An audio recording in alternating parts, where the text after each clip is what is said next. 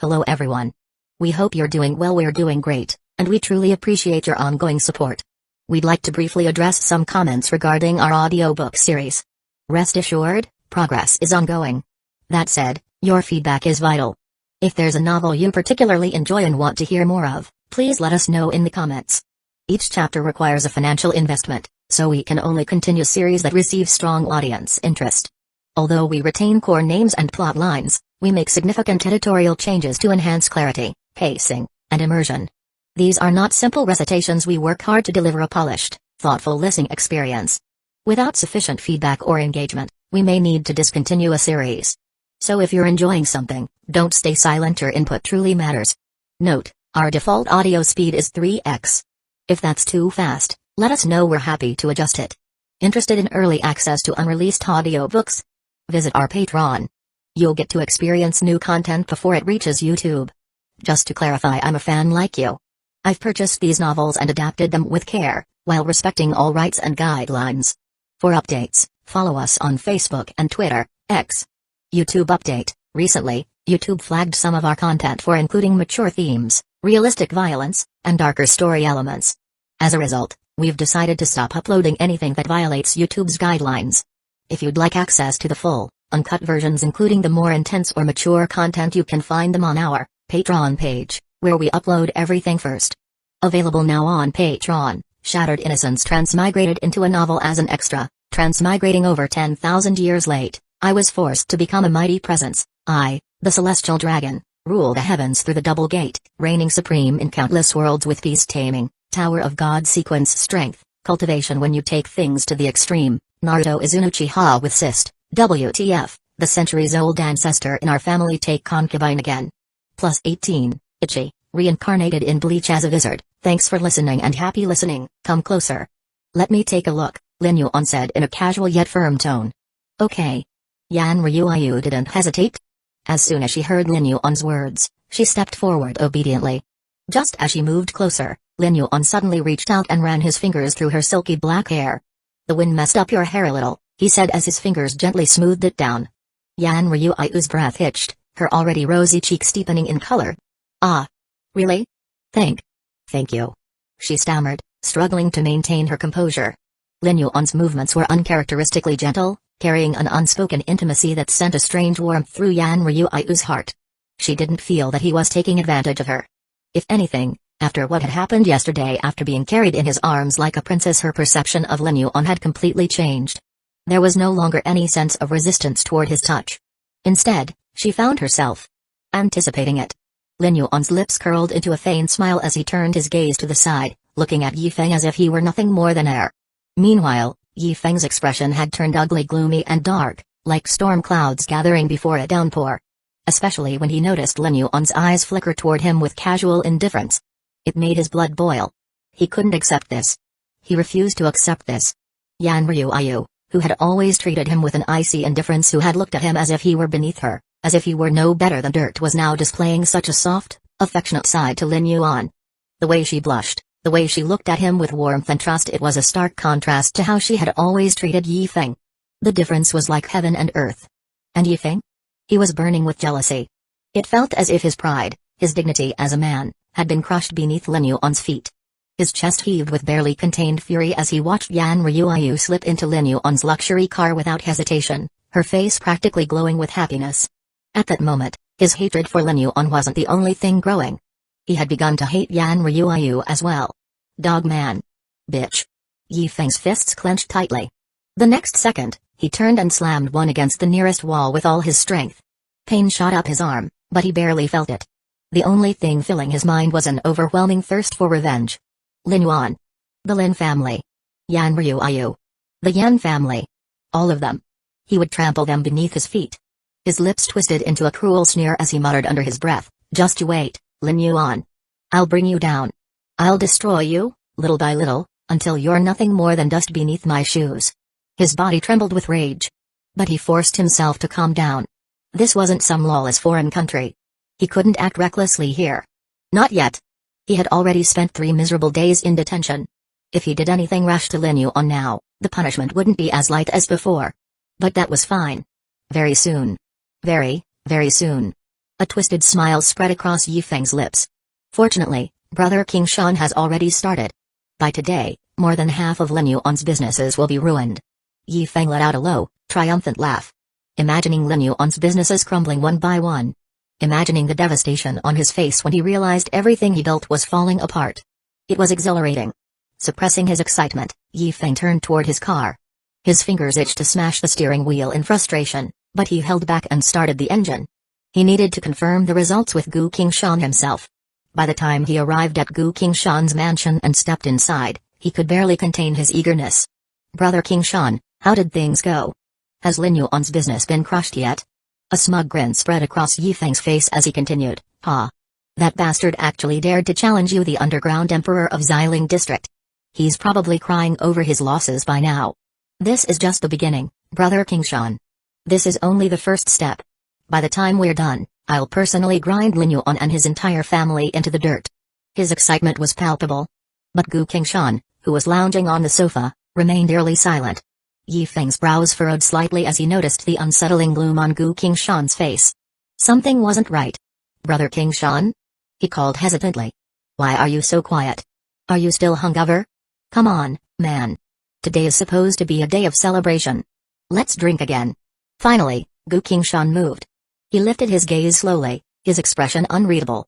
Then, in an almost casual tone, he uttered 3 words, "The plan failed." Yi Feng's entire body stiffened. "What?" His voice cracked slightly as he stared at Gu Qingshan in disbelief. That wasn't possible. It couldn't be possible. They had planned this for so long. Gu Qingshan had spent days preparing for this attack. The strategy was flawless. He had even begun plotting while he was still in detention. How could it have failed? Impossible. Yi Feng hissed. His mind raced as he tried to make sense of it. Did Lin Yuan somehow catch wind of our plan? But even if he did, there's no way he has more manpower in Xiling than you. Gu Qingshan exhaled sharply, his expression dark. "I don't know what happened," he admitted, his voice laced with frustration. "But according to the reports I received this morning, every single one of my men that I sent yesterday had their legs broken. Not only that, they've all been thrown into jail." Yi Feng's heart dropped. "Someone must have leaked our plan." He growled through gritted teeth. "It's possible," Gu Qingshan said. "But I haven't found the leak yet." Yi Feng's eyes narrowed as suspicion flared in them. "Wang Ergu?" he spat. "He was drinking with us yesterday. He must have overheard everything." But Gu Qingshan merely shook his head. "It wasn't just Wang Ergu. Too many people knew about the plan. I made the mistake of underestimating Lin Yuan, thinking he was just some pampered rich kid. That's why I let more of my subordinates in on it." Yi Feng still wasn't convinced. "Brother Qingshan, I know that bastard Wang Ergu is suspicious." Gu Qingshan cut him off with another shake of his head. "I already checked. I had his communication records and personal belongings examined. There was nothing. Besides, Wang Ergu has been with me for years. Gu Qingshan's character is very suspicious, and he hardly believes anyone. He sent people to verify Wang Ergu, but since nothing wrong was found, he believed Wang Ergu. What he did not know is that Lin Yuan knew his character very well and his habit of checking things. Lin Yuan reminded Wang Ergu long ago. And Wang Ergu is not stupid, knowing how important this matter is, and under Lin Yuan's reminder, he has already done multiple secret insurances. In addition, there were too many people who knew about this operation. Gu Qingshan couldn't tell who had leaked the plan. He even wondered if Lin Yuan had noticed what was happening himself. Even if Gu Qingshan said so, Yi Feng still didn't want to believe it. "Brother Qingshan, you have so many people, even if the plan gets leaked, it's impossible for him to be a match with you, right?" Chapter 99. Yan Ryuayu, whose heart was broken. Gu Qingshan sighed heavily, his expression dark. "The misfortune has arrived. I truly believed my plan would work. Originally, each team only needed 5 or 6 people, but I sent a dozen for extra insurance. Yet, I still underestimated Lin Yuan. He is definitely not some worthless fool." He took a deep breath before continuing, his voice carrying a hint of frustration. "In every single shop where I sent people, there were almost 100 of his men waiting fully armed and prepared. Do you understand what that means?" Yi Feng's brows furrowed as he listened carefully. Gu Qingshan's voice turned heavier. "It means that Lin Yuan has mobilized the full resources and manpower of the Lin family.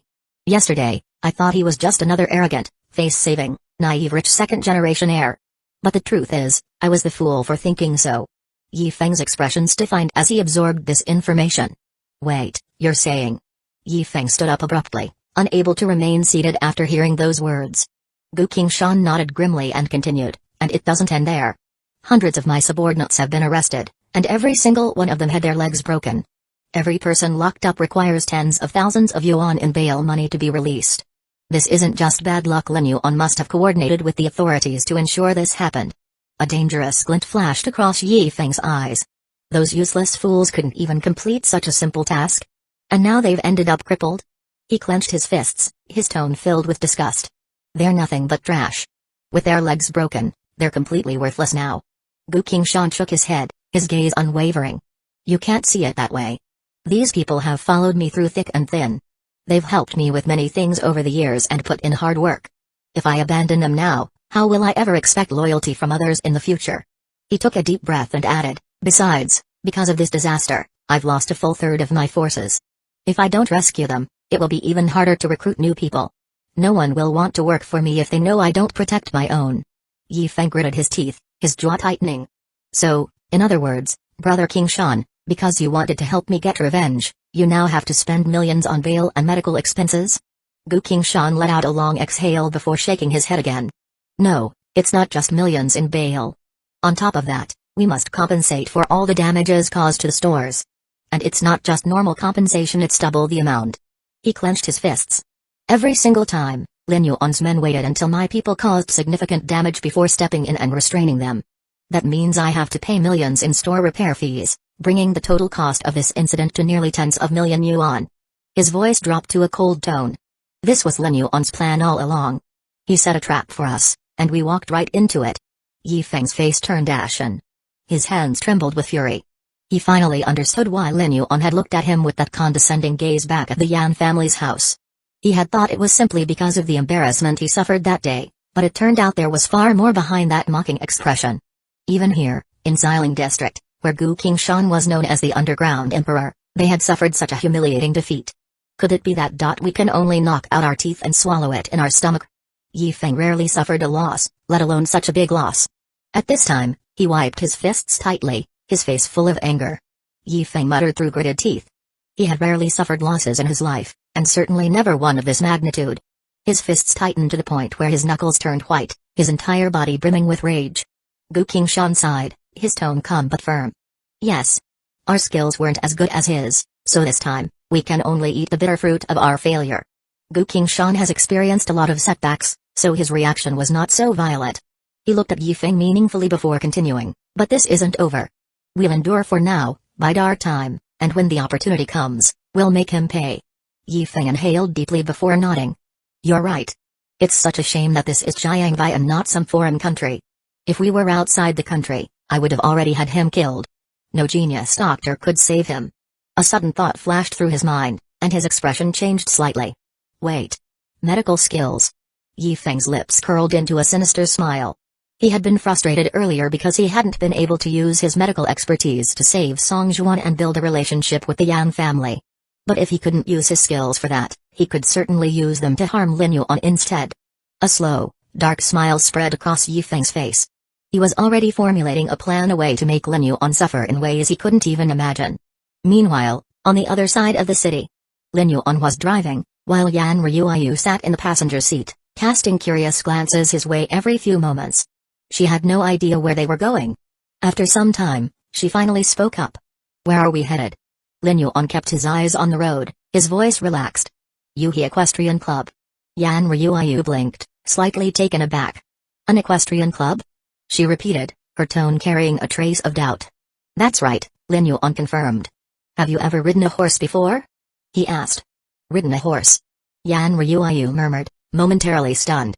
A series of memories surfaced in her mind. She remembered her father taking her horseback riding twice when she was a child. The first time was before he became an alcoholic and a womanizer. Back then, he had been a kind and patient father, carefully teaching her how to ride. He would always catch her if she lost her balance, making her feel safe and happy. She had loved horseback riding then, enjoying every moment of it. But the second time, that was after her father had changed.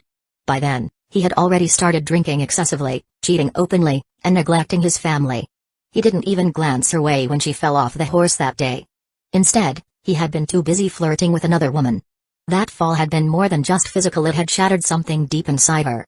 It was not only her young body that fell at that time but also her young heart. From that day on, she had never gone horseback riding again. "Do you still like horseback riding?" Lin Yuan asked, breaking her thoughts. I think I do," Yan Ryu answered hesitantly. She felt that she should still like it, but her painful memories made her reluctant to go back. "Your father taught you how to ride before, didn't he?" Lin Yuan asked suddenly. Yan Ryu's eyes widened in shock. "Huh? How do you know that?" Lin Yuan glanced at her briefly before saying, "He taught you well, but later, you had bad memories associated with it." Yan Ryu felt her heartbeat quicken. How did Lin Yuan know everything? Of course, Lin Yuan couldn't tell her that it was all part of her backstory in the novel. Instead, he said calmly, "Wherever you fall, you must get back up. If you don't have the courage to face the past, those painful memories will remain like nails embedded in your heart, hurting you every time you get close to them." Yan Ryu's lips parted slightly as she processed his words. "So, you're taking me horseback riding today?" she asked, blinking. "This is part of the treatment, isn't it?" Lin Yuan nodded. "Yes, it is." Yan Ryu was still a bit confused. In truth, Lin Yuan had a much bigger purpose in bringing her here today. Aside from treatment, he had important business to handle, business related to dismantling the Qingshan gang. And this was merely the first step in his larger plan.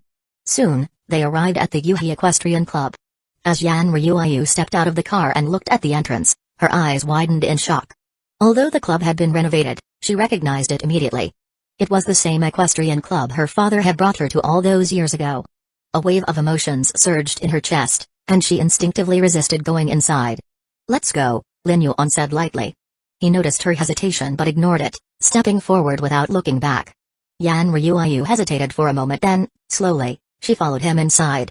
Chapter 100 The Charm of Young Master Lin Yuan. Beg him again? Seeing Lin Yuan enter the equestrian club first, Yan Ryu hesitated for a brief moment, biting her lip before quickly following him inside. Upon entering Yuhi Equestrian Club, the two proceeded to complete the registration procedures. The female receptionist, a woman with delicate features and an elegant posture, immediately turned her attention to Lin Yuan. Equestrian sports were a pastime of the wealthy, and Yuhi Equestrian Club was an exclusive, high-end establishment catering to elites. The people who frequented this place were typically distinguished figures, exuding refinement and aristocratic demeanor. Yet, despite having seen her fair share of prominent individuals, the receptionist had never encountered a man quite like Lin Yuan. Sword-like eyebrows, deep starry eyes, an air of effortless grace, he was the epitome of charm and elegance. If there were a modern equivalent of the legendary Panin, a historical figure renowned for his extraordinary looks, Lin Yuan would undoubtedly fit the description. He was like a jade tree swaying in the breeze, exuding nobility and confidence with every step. And as if his striking features weren't enough, Lin Yuan had arrived in a Bugatti Veyron, car that only the ultra-wealthy could afford. He was, quite simply, the embodiment of the phrase 666, or jade tree, tall, rich, and handsome. The receptionist, whose appearance was well above average, handed Lin Yuan his VIP membership card after completing the registration. As she did so, she subtly arched her back, deliberately emphasizing the curve of her chest, revealing a glimpse of fair skin beneath her uniform. "Registration is complete, sir," she said in a sweet voice, her tone carrying a hint of expectation. "Thank you," Lin Yuan responded with a polite smile. He accepted the VIP card without a second glance, his demeanor calm and unbothered, as if completely indifferent to her obvious attempt at seduction. His lack of interest did not go unnoticed. The receptionist, who had expected at least some reaction, found herself staring after him in a daze. Even though Lin Yuan hadn't given her just the attention she had hoped for, his brief smile alone was enough to leave her momentarily mesmerized. As they walked deeper into the club, Yan Ryu let out a small snort, her tone carrying a trace of dissatisfaction. "This place is too casual. The uniforms are way too short and revealing." Lin Yuan chuckled. "The uniforms are actually quite proper. But if you were paying close attention, you would have noticed that she secretly unbuttoned one right before I approached." Yan Ryu turned to glare at him. "It seems young Master Lin Yuan is quite confident in his charm," she remarked with mild sarcasm. Without warning, Lin Yuan leaned in closer, his face inches from hers. His deep, captivating eyes locked onto hers, and a teasing smile played on his lips. "Why? Does Miss Yan think I'm ugly?" The sudden proximity, coupled with the warmth of his breath against her skin, sent a jolt through Yan Ryu. Her face instantly turned crimson. "And no. I never said that," she stammered, her voice faltering. Lin Yuan's ambush had caught her completely off guard, and with his naturally high charisma, it was nearly impossible for her to maintain her composure. However, instead of pressing further, Lin Yuan simply smiled and continued walking, leaving Yan Ryuayu standing there, flustered and ashamed of her reaction. Moments later, the two arrived at the equestrian training grounds, each selecting a horse before stepping onto the vast field. The Yuhi training grounds were expansive, with soft sandy terrain interspersed with patches of grass. Various obstacles had been set up to test riders' skills, making the area ideal for both training and competition. After securing his horse, Lin Yuan wasted no time. Without hesitation, he mounted the animal in one fluid motion, then, with a slight tug of the reins, he took off at full speed. Yan Ryuayu watched in stunned silence. Horseback riding wasn't particularly difficult. With a professional instructor, most people could learn to ride at a basic level within a few hours. But what Lin Yuan displayed just now was far beyond basic. Horses, even well-trained ones, typically required a moment to adjust to their rider. Most people would have to spend some time calming the horse before getting started. Yet Lin Yuan had mounted the animal effortlessly, and with the subtlest command, the horse had responded instantly, galloping like an arrow released from a bow. His control over the horse was impeccable, every movement smooth and precise. Sprinting, slowing down, making sharp turns, leaping over obstacles.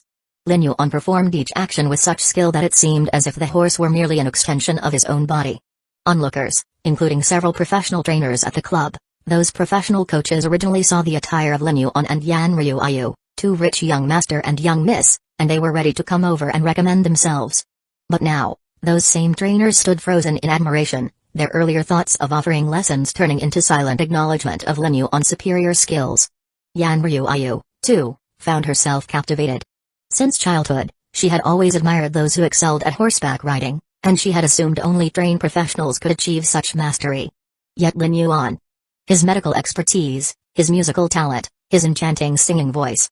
And now, even his horsemanship was outstanding. Was there anything he couldn't do? She hadn't noticed there was so much more to Lin Yuan. After completing a full lap, Lin Yuan returned to where Yan Ryuayu stood. She, however, had yet to mount her horse. She was still standing beside it, hesitating. Lin Yuan dismounted with ease, his actions as graceful as ever. He let the reins fall loosely, then turned to her with an encouraging smile. "Miss Yan, why don't you give it a try?" Yan Ryuayu hesitated, her fingers tightening around the reins. "Well?" Yan Ryuayu's hands trembled. Lin Yuan's voice softened. "Are you still afraid of riding? Ever since you fell from a horse as a child, and your father didn't came to catch you up, have you been scared?" Yan Ryuayu's expression wavered before she finally nodded, albeit reluctantly. Lin Yuan's gaze turned serious. "Then it's time to face that fear. Get on." Lin Yuan's tone suddenly became serious, his words carried a firm yet reassuring tone, almost like a command. Yan Ryuayu suddenly understood why Lin Yuan had insisted she wear long pants today. Taking a deep breath, she gathered her courage and lifted her foot onto the stirrup. But just as she did, the horse shifted slightly, causing her to lose balance. She gasped, prepared for a fall, but Lin Yuan was already there. His hands caught her firmly, preventing her from toppling over. She glanced up at him, her eyes flickering with gratitude. Determined, she tried again. However, as if deliberately making things difficult, the horse continued to move each time she attempted to mount it. If not for Lin Yuan's steadying presence, she would have already fallen multiple times. Frustration crept in. When she was younger, getting on a horse had never been this difficult. But now, it feels like an impossible task. Lin Yuan's horsemanship just now was so great. Yan Ryuayu wants to be a little better, so she wanted to get a ride on her horse. She doesn't want to be looked down on by Lin Yuan. Yan Ryuayu felt a little desperate to find that the horse seemed to be against her. Every time she stepped on the pedals, the horse wobbled. She looked toward Lin Yuan. He was smiling faintly, as if amused by her struggle. Yan Ryuayu hesitated, then made up her mind. Yan Ryuayu thought that Lin Yuan was so good just now. He must be very good at horseback riding. She shall let Lin Yuan teach her, just like her father taught her before. Can it be done? Seeing the silent plea in her eyes, Lin Yuan chuckled. What's wrong? Can't get on? Do you want me to teach you? Yan Ryuayu swallowed her pride and nodded softly. Okay. Lin Yuan's smile widened. Say please. Yan Ryuayu froze. Beg him? Again? Taking a deep breath, she forced herself to suppress her irritation. Chapter 101 Support my waist. Teach horseback riding. Didn't you promise to take me out to practice horseback riding? Why do I now have to beg you to teach me? Yan Ryuayu's voice carried a hint of irritation, her eyes narrowing in frustration. Lin Yuan, with his usual calm demeanor, replied, Getting you to ride a horse was always tied to how you would be treated. But you can't even manage it on your own. Teaching you to ride is a different matter altogether. If I take on that responsibility, I become your instructor, and as your student, is it really so much to ask that you give something in return? The principle of exchange, after all, equivalent exchange. Remember? His words were well-reasoned, logical, but Yan Ryui's temper flared nonetheless. The frustration within her grew. Was it really necessary for Lin Yuan to hold the reins to her learning? She glanced around, her gaze searching for another instructor, but her heart sank as she saw no viable alternative. Don't waste your time looking around, Lin Yuan said with a knowing smile. There are hardly any female instructors at the equestrian club. Yan Ryui's aversion to men was well known. She couldn't bear the thought of having another man teach her. Her reluctance was a barrier she couldn't easily cross. The only person left who could guide her was Lin Yuan. Taking a long, steadying breath, she steeled herself. She would endure, for the sake of her goal. For the sake of healing her ailment. She whispered, almost inaudibly, please. Teach me to ride horseback. All right, Lin Yuan responded with a soft smile, pleased with her submission. Her words were simple, but they held weight. This was the beginning of something deeper, something more. The moment she agreed, the wheels were set into motion. Lin Yuan knew how the principle of exchange would unfold in their interaction, and it was already etched into Yan Ryui's mind, whether she realized it or not. A chime echoed from the system interface. Ding. Reward, 200 counterattack points. Lin Yuan's hands moved in a way that caught Yan Ryui's attention. Her brows furrowed as she studied him. What is this? Are you preaching to me now? I thought you were going to teach me, she asked, her confusion written across her face as she observed his unexpected gestures. Lin Yuan chuckled softly, the hint of mischief in his eyes. How do you expect me to teach you? I can't exactly do so from a distance. First, I need to get you on the horse, and clearly, you can't do that alone. I will assist you. A subtle shift in his tone had Yan Ryui's thoughts racing. She had been hoping that Lin Yuan would simply help her without the need for direct contact. But now it seemed he was forcing her into a decision, one that involved physical closeness. As for whether I'm willing to help, that's up to you, he added, his voice laced with an unspoken challenge. Yan Ryui's heart fluttered, conflicted. She was aware of her misandrous tendencies, how deeply ingrained they were. How could she willingly allow a man to touch her, especially when it felt as though she was giving up control? She hesitated for a moment, then turned her back to him, extending her hands to take his. Despite the discomfort, she had no other choice. Lin Yuan's hands, warm and firm, settled gently on her waist. A blush bloomed across her cheeks at the proximity, though she couldn't help but notice how his touch was neither rough nor intrusive. The embarrassment that surged within her was accompanied by a strange, unexpected calm. Once, when she was a child, her father had lifted her onto the horse, but she had not thought much of it. Now, as an adult, it felt different. This act of help now carried weight, as if something was shifting within her. Why, despite the discomfort, did she find herself not as repulsed as she expected? Support my waist. I'm going to ride, she said, her voice faltering more than she'd intended. The tremor was unmistakable, betraying the nerves she couldn't quite control. It was not a moment of business deals or cold negotiations, it was something far more personal. Lin Yuan, ever composed, simply nodded. Okay. His hands tightened around her waist, and Yan Ryui's heart skipped a beat. The physical sensation of being helped up was strangely comforting, almost familiar. It was as if the world had shifted just a little, and this moment felt safe. I'm going up, she announced, trying to muster strength in her voice, but the words came out quieter than she had anticipated. With one final push of her foot on the pedal, Lin Yuan gently assisted her upward, lifting her with ease.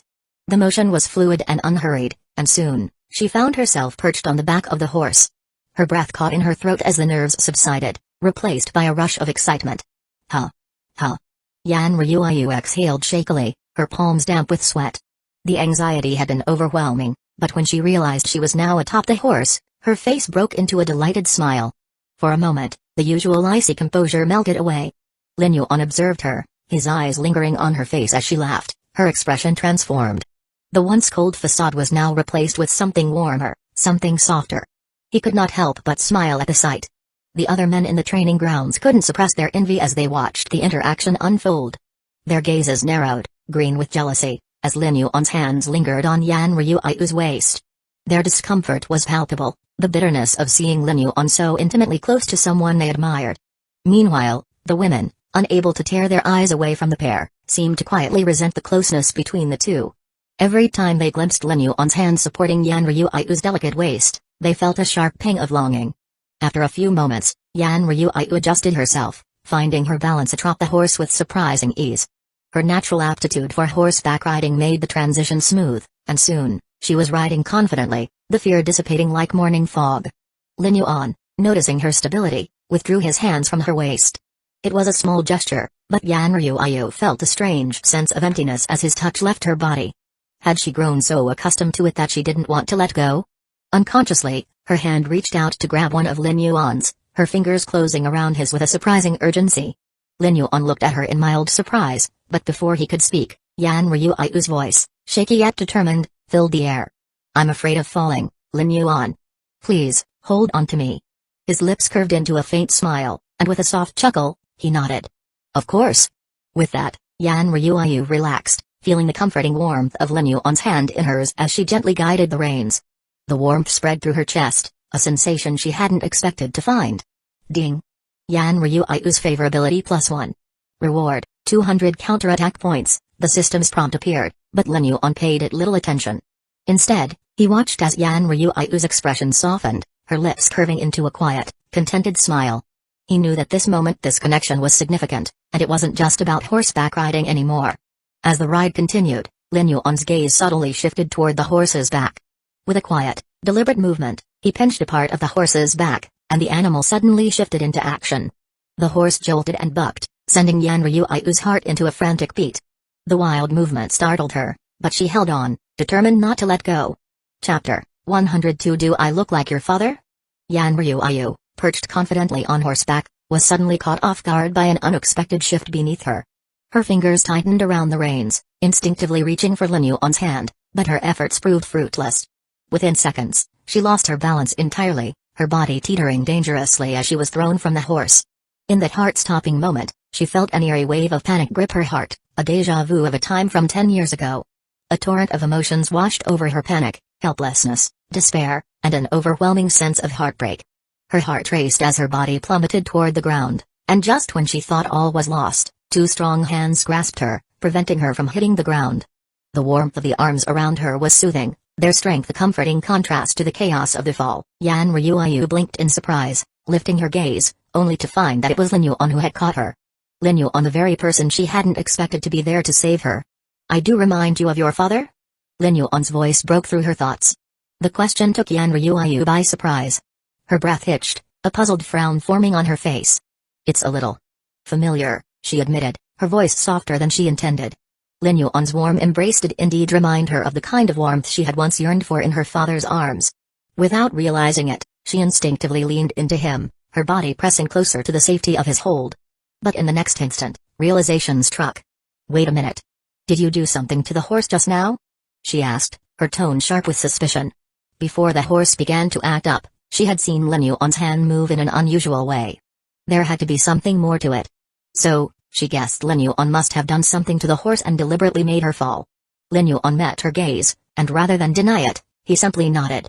"Yes, I purposely pinched the horse to make it throw you off." Yan Ryu's eyes widened in disbelief. "Why on earth would you do that?" Lin Yuan's response came quickly, the casualness of his tone almost unsettling. "Because I wanted you to relive that moment from the past. You weren't caught back then, but now, you are. Do you feel better?" He looked at her expectantly, his expression unreadable.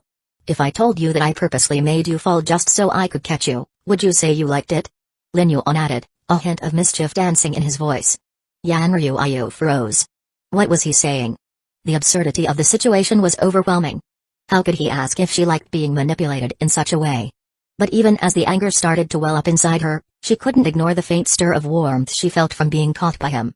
It felt oddly comforting. Despite the warmth of his embrace, she quickly steeled herself, determined not to let him see her reaction. You did it on purpose." I can't possibly like it." "No, not at all." Her words faltered as she tried to protest. Before she could finish, she felt the sensation of weightlessness.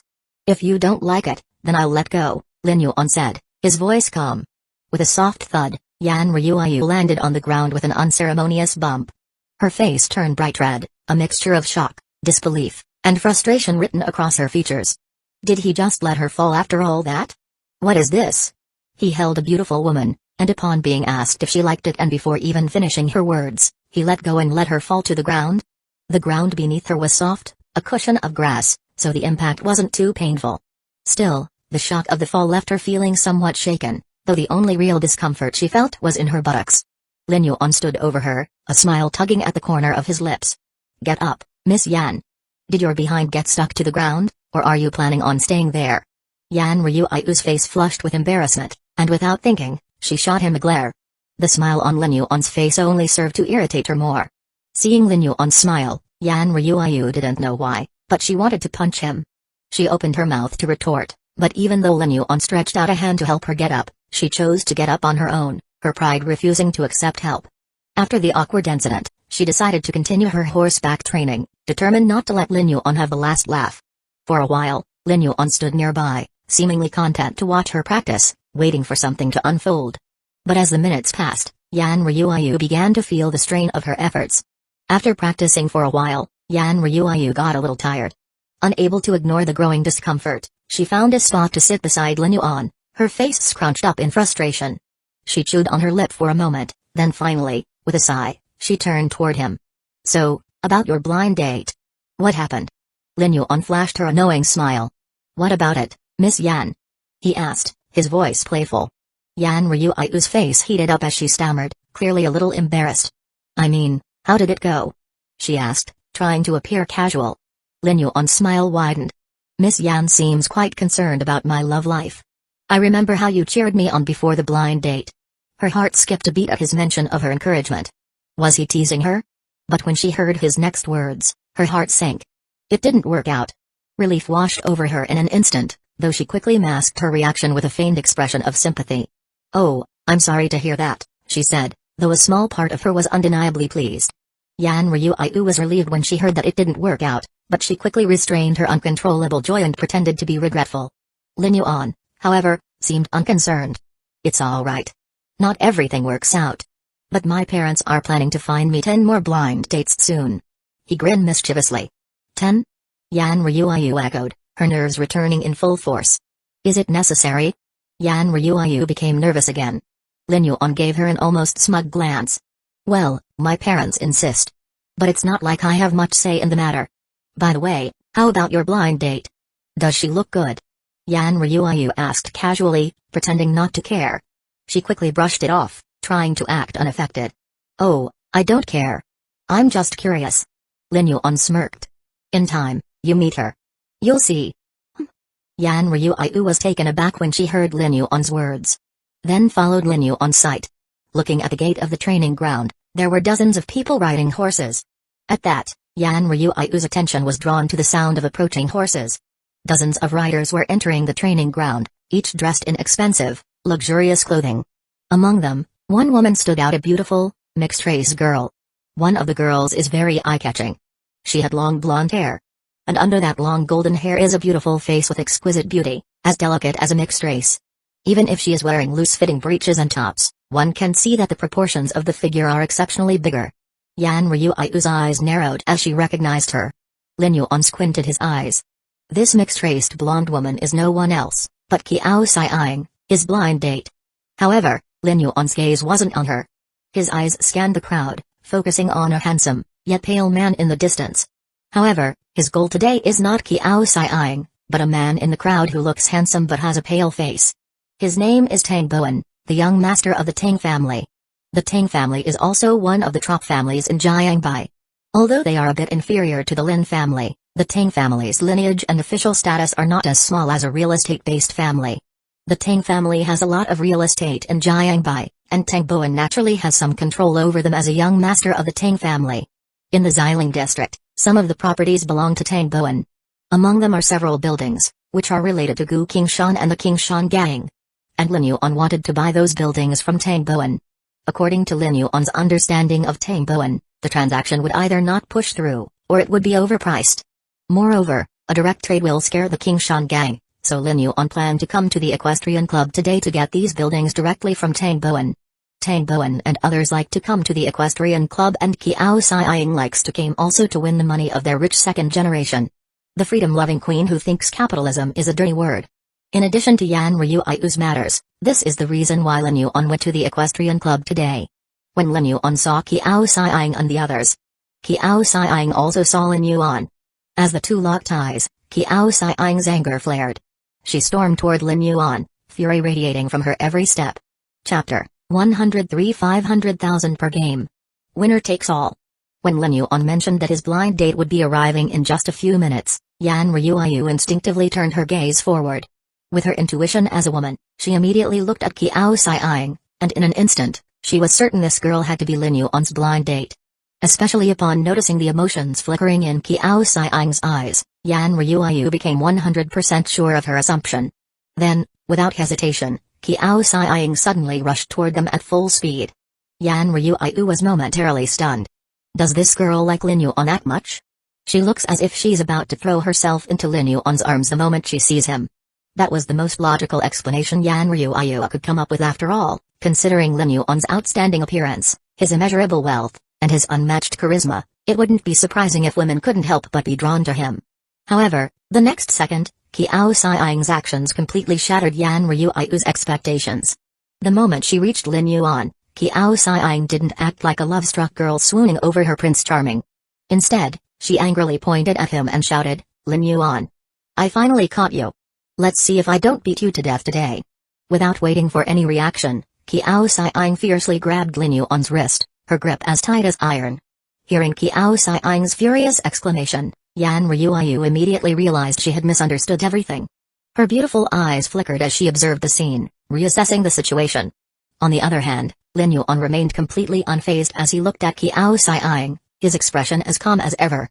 "Miss Kiao," he said lazily, "haven't I already taught you that men and women shouldn't have excessive physical contact? Why is it that every time you see me, you rush toward me like this? Are you sure you aren't the one who keeps getting too close to me? You dared to talk back? You bullied me, cheated me out of my money, and made me suffer all kinds of humiliation. And you still have the audacity to act innocent?" Kiao Siang fumed, her anger only intensifying at Lin Yuan's composed demeanor. Unable to contain her frustration, she clenched her small fist and aimed to punch Lin Yuan. However, before she could land a hit, Lin Yuan effortlessly caught her wrist midair. "Miss Kiao, please clarify exactly when I bullied you, how I cheated you, and what kind of humiliation you supposedly suffered." "I genuinely don't recall ever doing anything to you," Lin Yuan said, his voice cool and detached. "You." Kiao Siang opened her mouth, wanting to argue, but then she hesitated. Her thoughts involuntarily drifted back to their very first encounter. At the time, she had initially wanted to fool Lin Yuan, but in the end, she was the one who got deceived instead. Then, she had plotted to trap Lin Yuan through a blind date setup, only for her plan to backfire spectacularly. She even ended up stepping on something disgusting in the process. Now that she thought about it, every single time she was embarrassed, she had actually been the one to initiate the situation. From beginning to end, Lin Yuan never actively did anything to her. Yet, she was always the one who ended up suffering. Kiao Siang's mouth opened and closed, but she found herself unable to refute him. After a few seconds, she suddenly stomped her foot and said shamelessly, "Who cares? You bullied me, and you cheated my money. That's the truth." At this moment, the group of people who had been with Kiao Siang finally approached them as well. With Kiao Siang's status, beauty, and figure, it was natural that she would have many admirers and followers. The licking dogs. Sure enough, two young men immediately stepped forward, their faces darkening as they glared at Lin Yuan. "Hey! What do you think you're doing? Let go of Miss Kiao this instant!" one of them shouted. Their names were Zhang San and Wang Wu, two typical rich second-generation heirs who always followed Kiao Siang around, hoping to gain her favor. Kiao Siang frowned at their interference. Although she despised Lin Yuan, she hated these two bootlickers even more. However, Zhang San and Wang Wu obviously intended to act tough in front of Kiao Siang, trying to play the role of heroes rescuing the beauty. The two men arrogantly reached out, attempting to pull Kiao Siang away from Lin Yuan while posturing as if they were about to teach him a lesson. But before they could even touch Lin Yuan, everything happened in a flash. Lin Yuan casually released Kiao Siang's wrist and, with a swift motion, landed two precise kicks. Bam! Bam! Zhang San and Wang Wu were sent flying several meters away before they crashed heavily onto the ground, groaning in pain. The surrounding people were completely stunned. The entire group fell into an eerie silence. Even Kiao Siang quietly withdrew her hand from Lin Yuan's arm. Yan Ryuayu, on the other hand, was utterly shocked. Since when did Lin Yuan become this skilled at fighting? Among the group, one person's expression shifted the most. Tang Bowen, the leader of the group. Although he was a rich playboy who indulged in pleasure, he wasn't foolish. He immediately stepped forward, attempting to de-escalate the situation. Alright, let's not cause trouble here, Tang Bowen said with a forced smile. Then, turning to Kiao Siang, he asked, Miss Kiao, may I ask? Who exactly is this gentleman? Kiao Siang pouted and huffed, him? His name is Lin Yuan. Lin Yuan. Lin Yuan. Tang Bowen muttered to himself before his eyes suddenly widened in realization. He abruptly looked up and blurted, you mean the young master of the Lin family? The legendary god of stocks, Lin Yuan? Yes, it's him, Kiao Siang scoffed. But don't call him a god of stocks, call him a scam god. Everyone present immediately understood the significance of Lin Yuan's identity. The Lin family was one of the top families in Jiangbai, an existence they couldn't even begin to compare with. Even the Kiao family and Tang family were barely on the same level as them. Zhang San and Wang Wu, who had initially wanted to intimidate Lin Yuan with their family background, quickly scrambled up from the ground. Without another word, they lowered their heads and pretended that nothing had happened. Meanwhile, the eyes of the girls in the group were practically sparkling. The young master of the Lin family was not only incredibly wealthy but also impossibly handsome. It turns out you really are that Lin Yuan, the one who made 30 billion in 10 minutes. Your name is legendary.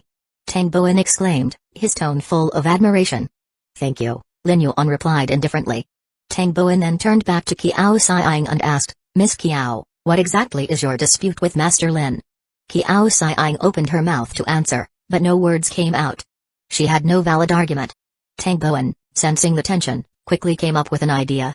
Master Lin must be an equestrian here, and Miss Kiao is also an equestrian.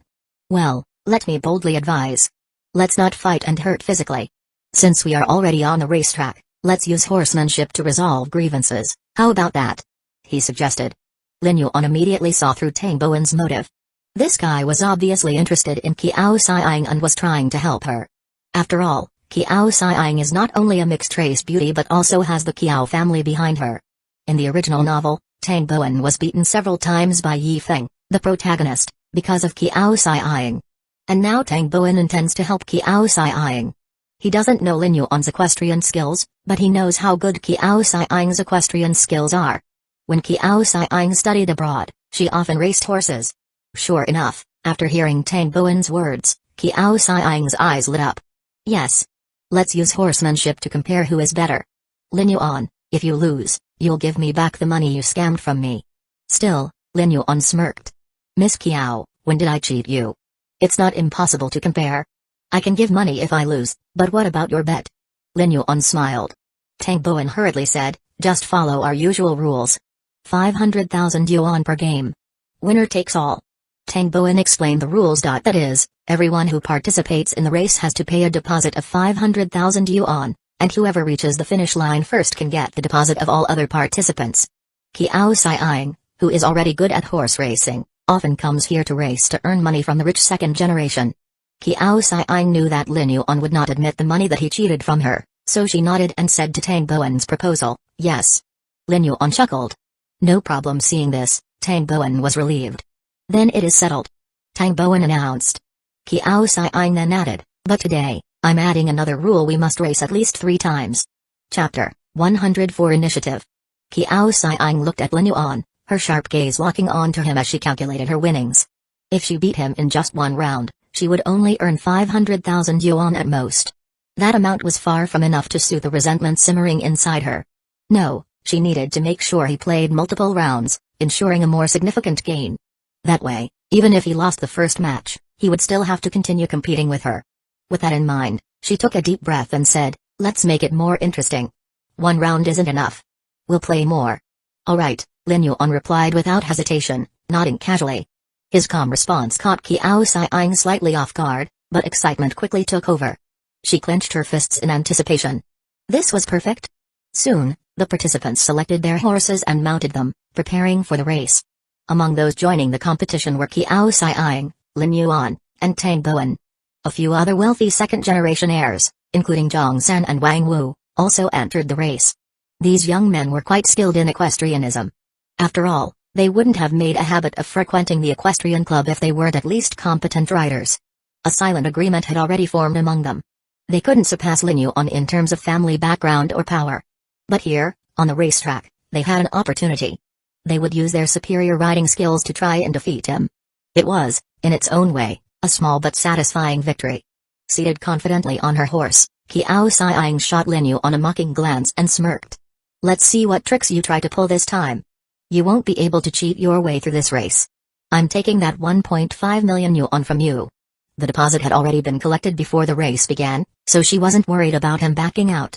She was confident, almost arrogant. Equestrianism wasn't just a casual hobby for her. She had trained abroad, refining her skills with some of the best trainers. Very few people could defeat her in a fair race. Even Tang Bowen, who was quite skilled himself, was still a step behind her when it came to horse riding. And as for Lin Yuan, she had checked his background thoroughly after the deposit was secured. He might have a membership at the prestigious Yuhe Equestrian Club, but he had barely set foot inside more than 5 times. That meant he had almost no practical experience. There was no way she could lose. Lin Yuan, however, simply chuckled at her provocation. If you lose, don't start crying again.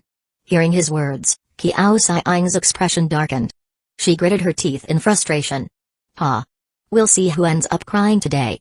Just as the participants were getting ready, Tang Bowen suddenly reached out and pulled a girl onto his horse, seating her in front of him. Then, as if remembering something, he turned toward Lin Yuan and grinned. Oh, right, young Master Lin. There's another rule in our races: each horse must carry 2 riders. You'll need to find someone to accompany you. Lin Yuan scanned the field. Sure enough, every participant had someone seated with them. Even Qiao Xiang had a girl positioned behind her. This wasn't an official equestrian event. It was just a game among the wealthy elite, meant for fun rather than serious competition. Sitting in front of Tang Bowen was a stunning woman, leaning closely against him. It was clear that this was just another excuse to enjoy some physical contact. Qiao Xiang glanced at Lin Yuan, her lips curling into a smug smile. This rule was always in place, and they had all played like this before. Unless Lin Yuan's equestrian skills were far superior to theirs, there was no way he could win while balancing another person. And she highly doubted that possibility. But Lin Yuan remained unbothered. He had already anticipated this. The moment he swept his gaze over the remaining girls, an immediate reaction followed. Excited voices filled the air. Take me. Young Master Lin, I'll ride with you. Choose me. I promise I won't be a burden. I have the perfect figure for this. My balance is amazing. Finally, one particularly bold girl shrieked, Take me. Take me. My ass is super big. The enthusiasm was overwhelming. The wealthy second-generation men watching from the sidelines couldn't help but turn sour. These same girls, who usually acted cold and reserved, were now practically throwing themselves at Lin Yuan. But there was nothing they could say. Lin Yuan was undeniably handsome and had a background that outshone all of them. Among the crowd, Yan Ryuayu had remained silent, but she was watching everything unfold. Her eyes shifted to the vacant spot behind Lin Yuan. A strange emotion churned inside her, one she couldn't quite name. As she listened to the chorus of eager voices calling out for Lin Yuan, an inexplicable discomfort settled in her chest. She wasn't sure why, but the thought of another woman sitting behind Lin Yuan, so close to him, made her feel restless. Her mind wandered back to the time he had held her. The warmth of his touch. The steady presence of his arms around her. That warmth had lingered even after they parted ways. And now, someone else was going to experience it? She bit her lower lip, feeling conflicted. At that moment, Lin Yuan's gaze shifted away from the screaming girls and landed on her. Their eyes met. He didn't say a word, but the slight upward tilt of his lips spoke volumes. Yan Ryuayu froze. Her heart pounded. 1,000 thoughts ran through her mind in a split second. Finally, she made a decision. Take me. Her voice was soft, barely audible amidst the chatter, yet it seemed to cut through the noise like a blade. A hush fell over the field. The moment those words left her lips, time seemed to freeze. All eyes turned toward Yan Ryuayu. The people who had been vying for Lin Yuan's attention were stunned. Everyone knew who Yan Ryuayu was. The elegant young miss of the Yan family. One of Jiangbai's 4 great beauties. A woman with an icy aura, as untouchable as a snow lotus blooming on a mountaintop. Even among the wealthy elite, she was known for her coldness. She was always distant, always composed. No man had ever been able to get close to her. Although she is indeed beautiful, but no rich second generation dares to strike up a conversation. They only dare to look at her from afar, but not approach her. In their impression, Yan Ryuayu is a workaholic, and that except for working, it is strange for her to even be here. They never saw her have any physical contact with any man. But what did they just hear? And yet, she had just volunteered to ride with Lin Yuan? What is going on? The rich second generations including Tang Bowen all turned sour. What was even more shocking was the subtle flush of pink staining her flawless cheeks. Tang Bowen's face twisted in jealousy. He knew about Yan Ruiu's past engagement to Lin Yuan. Back then, she had been indifferent toward him. But now, the engagement was cancelled, and instead of growing more distant, she was getting closer to him? He couldn't wrap his head around it. Meanwhile, Lin Yuan smiled. "All right," he said, extending a hand toward her. Without hesitation, Yan Ruiu quickly approached, her long, slender legs moving with grace. Yan Ruiu's slender and straight legs, even under loose trousers, were difficult to conceal. Qiao Xiang, despite her confidence in her own body, couldn't help but feel a hint of envy. Yan Ruiu reached Lin Yuan's side and, without waiting, took his hand and climbed onto the horse. I'll sit behind," she murmured, her voice barely above a whisper. Yan Ruiu is still a bit ashamed of sitting in front like other girls, so she chose to sit behind Lin Yuan. This is just for my treatment," she added hastily. "You said that I should have more contact with the opposite sex, so I came up to help you. So I'm just doing what's necessary." Lin Yuan didn't say anything, but Yan Ruiu explained first why she wanted to sit behind Lin Yuan. Lin Yuan didn't reply, he only chuckled, his smirk deepening. And with that, the race was about to begin. Chapter 105 Yan Ruiu accompanies Lin Yuan. A total of 2 laps. "I'll be ahead of you by at least half a lap. Master Lin, be careful not to fall off the horse." Qiao Xiang sneered, her voice filled with confidence and provocation. Lin Yuan, however, didn't even bother to acknowledge her. Instead, he turned his head slightly and spoke to Yan Ruiu in a calm, steady voice. "Remember to hold on to me later." Yan Ruiu nodded slightly, her grip tightening in anticipation. Seeing Lin Yuan ignore her and instead focus his attention on Yan Ruiu, Qiao Xiang felt an inexplicable surge of irritation. "Humphrey. Just wait until I crush you in this race. Let's see if you can still act this indifferent after losing to me." Once all the participants had taken their positions, the person in charge raised his hand and began the countdown. 3, 2, 1. Bang. The starting pistol fired, and in an instant, Qiao Xiang's horse bolted forward like an arrow released from a taut bow. She took the lead almost immediately, her golden hair fluttering in the wind. Today, she felt exceptionally good, her body light and agile. She knew why, because Lin Yuan was participating. The thought of leaving him in the dust filled her with excitement. She couldn't wait to crush him and make him meet his own arrogance. Even Tang Bowen, a competent rider who was usually only a fraction behind her, was left trailing. Meanwhile, Lin Yuan started at a noticeably slower pace, his horse moving at a steady rhythm rather than bursting forward. He rode alongside most of the other participants, unfazed by the competitive atmosphere. Yan Ruiu, seated behind him, was trembling despite herself. Even though Lin Yuan was calm, she could feel the strong momentum of the horse beneath them, the rhythmic galloping sending small jolts through her body. The experience was far more intense than she had anticipated. The rough, unpredictable movements of the horse made her instinctively tighten her grip around Lin Yuan's waist, her entire body pressing closer to his. Her soft curves of breasts molded against his back, and Lin Yuan couldn't ignore the sensation. The warmth and suppleness of Yan Ruiu's body clung to him, making the ride an even more unique experience. And yet, despite their close contact, Yan Ruiu didn't feel any discomfort or embarrassment. Instead, an unusual sense of peace settled over her. Nestled against Lin Yuan, she could hear his steady heartbeat and inhale the faint, intoxicating scent of his cologne. She smiled to herself. Meanwhile, Qiao Xiang maintained her lead throughout the first lap, steadily increasing the distance between herself and the others. By the time she completed the first 1-kilometer lap, she was ahead by at least 300 meters. Her confidence soared. Halfway through the second lap, she was still in the lead, her smile widening. Victory was within reach. "Ha! What did I tell you, Lin Yuan? There's no way you can crack." A loud whiplash rang out from behind her. Startled, Qiao Xiang turned her head slightly only to see Lin Yuan's whip land precisely on his horse's flank. And then, like a rocket igniting its thrusters, Lin Yuan's horse suddenly surged forward. The sheer acceleration was shocking. Tang Bowen and the others gawked as Lin Yuan's horse shot past them, galloping at an almost unnatural speed. Within seconds, Lin Yuan closed the massive gap between himself and Qiao Xiang.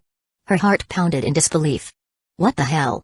Qiao Xiang barely had time to process the situation before whoosh. Lin Yuan's horse stormed past her, its powerful hooves kicking up dust. Her expression twisted in shock as she watched Lin Yuan's back growing smaller in front of her. They both reached the finish line at nearly the same moment. But when the final results came out, Lin Yuan had finished a full 1.5 seconds ahead of her. Qiao Xiang's mouth fell open. How is this possible? She gritted her teeth in disbelief, her fists clenched as she glared at Lin Yuan. At that moment, he was casually dismounting and helping Yan Ryuayu down from the horse, as if the entire race had been a mere warm-up for him. Qiao Xiang felt like her world had been turned upside down. Lin Yuan's equestrian skills were actually better than hers? Even more absurdly, he had been riding in tandem with someone. And yet, he had still managed to beat her. She simply couldn't understand it. But no matter how unwilling she was to accept it, the results were clear. Lin Yuan had won, and the bet they had placed meant that all the money was now his. She wasn't the only one who found this hard to believe. The other rich second-generation onlookers were just as stunned. Isn't his a bit too much? The young master of the Lin family is already a stock market genius, and now he's a horse-riding expert too? I've never heard of someone this absurdly talented. I know, right? And get this, he's also an amazing singer. Remember Li Feifei's last concert? He went up on stage and sang a duet with her, and he actually sounded better than she did. I've been his fan ever since that day. Damn, Lin Yuan is incredible. I heard that his mother is looking for a potential fiancé for him. I swear, if there's a chance, I'm going to attend. Haha, didn't you see the absolute beauty that was sitting behind him on the horse? Do you think you're even close to her level? As the spectators buzzed with admiration and gossip, many of the wealthy young women in the crowd looked at Lin Yuan with blatant desire. Meanwhile, Yan Ryuayu had just dismounted but swayed slightly as soon as her feet touched the ground. Lin Yuan's final sprint had been far too intense. Unlike Lin Yuan, whose physique was unnaturally strong, Yan Ryuayu didn't have the same endurance. Her complexion looked slightly pale. If it's too much, I can ask someone to replace you for the next round, Lin Yuan offered. Unexpectedly, Yan Ryuayu shook her head firmly. No. I can do this, she declared. Despite her discomfort, there was no way she was letting any other woman take her place behind Lin Yuan. Since you want me to treat my illness, then let's get in contact some more. If I have to endure this to treat my illness, then I'll just have to bear with it a little longer. Even Yan Ryuayu herself wasn't sure whether she was saying this to Lin Yuan or to convince herself. Soon, the second match was about to begin. This time, as Yan Ryuayu moved to take her usual position behind Lin Yuan, she was caught off guard when he suddenly pulled her forward. She ended up seated in front of him instead. Her heart skipped a beat. Being this close to Lin Yuan, with his arms loosely wrapped around her, made her incredibly nervous. Your physique isn't great, so sit in front this time. Besides, didn't you say you needed more contact? How about this, Miss Yan? Lin Yuan chuckled. Yan Ryuayu could feel the warmth of his body against her back, his steady heartbeat echoing in her ears. Her face burned. Isn't this a bit too intimate? Yet, at the same time, she found herself unable to resist the comfort it brought. The second race started, with Lin Yuan once again proving his dominance. Ding. Yan Ryuayu's favorability +1. Reward, 200 counterattack points. Ding. One after another, system notifications rang in Lin Yuan's mind. Lin Yuan couldn't tell if Yan Ryuayu was feeling comforted by his presence like a father figure, or if there was something else at play. Yan Ryuayu felt the warmth of her father's love through him, or if it was something else. Either way, it was a good thing. By the end of the second race, Yan Ryuayu's favorability toward Lin Yuan had reached 50 points. And once again Lin Yuan claimed first place. As Lin Yuan helped Yan Ryuayu dismount, she looked strangely exhausted. Qiao Xiang, still fuming, was completely ignored. Lin Yuan supported Yan Ryuayu toward the rest area. Watching her usually cold demeanor melt into something softer, he smiled. Yan Ryuayu, breathing lightly, looked up at him and quickly averted her gaze. She had never felt this way before. She felt her heart racing. She felt like flying. This strange feeling made Yan Ryuayu confused. Chapter 106 Feminine Woman. You can rest here for a while, Lin Yuan said in a calm voice. Yan Ryuayu responded instinctively, but the moment the sound left her lips, her eyes widened in shock. She quickly covered her mouth. What was that? That soft, gentle tone, was that really her voice? It was so delicate, so feminine. It carried a subtle charm that made her feel completely unlike herself. Disgusting. A strong wave of rejection surged through her heart. She had always despised anything remotely feminine about herself, yet that response just now, it sounded like something a coy and demure woman would say. It's almost like a response from a very subtle woman. It is too feminine. Lin Yuan was briefly stunned when he heard her reply, but then a small, amused smile formed on his lips. It seemed today's horse race had shaken Yan Ryuayu far more than he had expected. Even beyond the numerical increase in her favorability panel, the real impact of this event ran deeper than what could be measured by mere numbers. As Lin Yuan turned and walked away toward the rest area, Yan Ryuayu stood frozen, momentarily lost in thought. She replayed the events that had just transpired, her mind swirling with unfamiliar emotions. She had always been indifferent to men, even disgusted by them at times. So why did her heart waver for even a second? Suddenly, memories of the novels and comics she read in her younger years surfaced in her mind, stories filled with elegant, domineering male leads who effortlessly commanded attention. Her face turned slightly red. What was she thinking? Shaking her head vigorously, she forced all those thoughts to the back of her mind. Nonsense. She despised men. There was no way she would ever long for one. This was humiliating. She is obviously disgusted with men. How could she be longing for a man? What a shame. Meanwhile, back on the racing field, Lin Yuan noticed Qiao Xiang staring at him intensely. Her golden hair swayed slightly in the breeze, but her arms were crossed, and her brows were furrowed in an obvious display of annoyance. Qiao Xiang was surprised. She hadn't expected Lin Yuan, who was always so sharp-tongued and indifferent, to be capable of treating someone with such gentle care. It was unsettling. Why is he so heartless to me, yet so kind to that woman? Why is he so cruel to me and to that woman he is so caring and gentle? Qiao Xiang clenched her fists. She had never seen Lin Yuan act rudely toward Yan Ryuayu. Instead, he was patient, even considerate. Compared to the way he treated her, the contrast was infuriating. And on top of that, she had already lost twice in a row. Losing once was one thing, but losing twice both in skill and in dignity was unacceptable. Her frustration bubbled over as Lin Yuan approached. I want to raise the bet for the third race, she suddenly declared. Lin Yuan arched an eyebrow slightly. Oh? How much do you want to add? He asked nonchalantly. 5 million. Qiao Xiang announced boldly. She had already lost 1 million in the first 2 races. Even if she won the final round, she would only recover a fraction of her losses. She couldn't accept that. She needed to turn things around. Or perhaps, deep down, she was just afraid of losing again? Lin Yuan chuckled lightly. 5 million is too simple. Let's make it more interesting. The loser has to agree to one request from the winner with 5 million as reward. Qiao Xiang's eyes narrowed slightly. She hesitated for only a moment before nodding. Fine.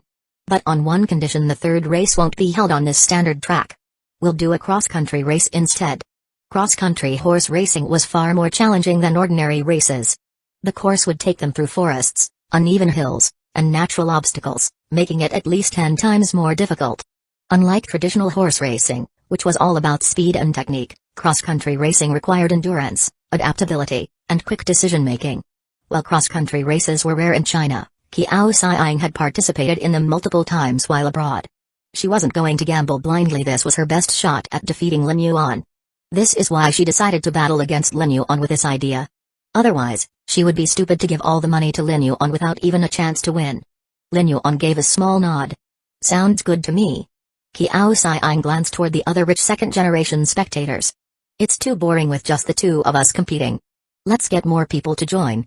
However, after witnessing Lin Yuan's performance in the first 2 races, most of them had no interest in participating. They weren't foolish. Lin Yuan was too strong, and Qiao Xiang herself was no pushover. Competing against them would be no different from throwing money away. Even more importantly, cross-country racing was dangerous. Unlike standard races, where a fall might just mean a minor scrape, a mistake in cross-country racing could mean broken bones or worse. One by one, the wealthy young heirs shook their heads.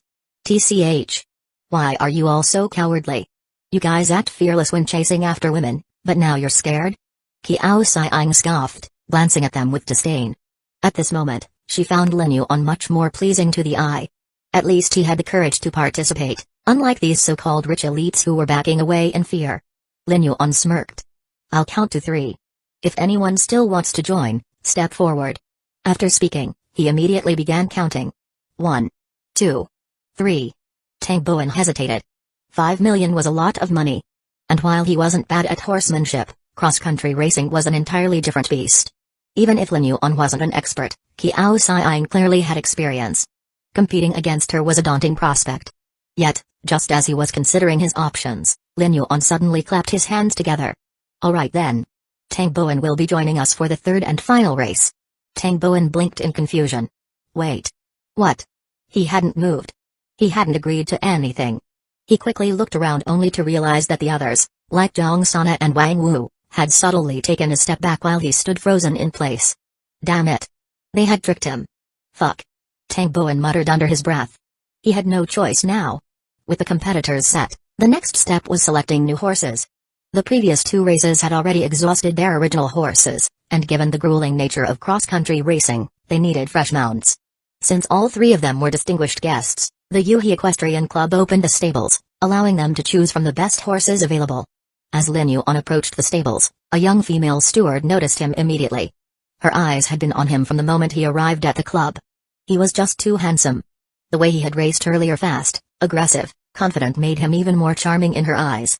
Without hesitation, she stepped forward, lowering her voice slightly as she whispered to him, "Master Lin, the horse at the far right of the stable is the strongest and most powerful. For cross-country racing, it's definitely the best choice." Lin Yuan glanced in that direction. However, before he could move, Qiao Xiang had already walked over, untied the reins of the recommended horse, and led it out. As she turned back, she caught Lin Yuan looking at the horse and smirked. She was clearly pleased with herself. Lin Yuan, however, remained completely unfazed. So, she wasn't just skilled in horsemanship, she understood horses, too. Seeing that her suggestion had been snatched away, the female steward was about to recommend another horse. But Lin Yuan simply waved a hand. "No need to suggest anything. I'll pick one myself." With that, he walked into the stable and began inspecting the remaining horses. Moments later, Lin Yuan led out a horse of his own. The moment they saw it, the female steward, Qiao Xiang, and even Tang Bowen were stunned. It wasn't the fastest-looking horse, nor the most muscular, but there was something about it. Something that made them uneasy. Qiao Xiang's smirk faltered slightly. What was he up to now? Chapter 107. I bet 5 million. The horse wasn't exactly thin to the point of being sickly. However, compared to the tall, majestic steeds in the stables, it was noticeably smaller. Lin Yuan had deliberately chosen this particular horse, even though many other more imposing ones were available. Qiao Xiang and Tang Bowen had selected the strongest and most muscular horses, yet Lin Yuan's choice seemed to be only about a third of their size. The female steward couldn't help but voice her concern. "Master Lin, this horse doesn't seem to be in the best condition. In previous races, it didn't perform very well. Are you sure you don't want to reconsider?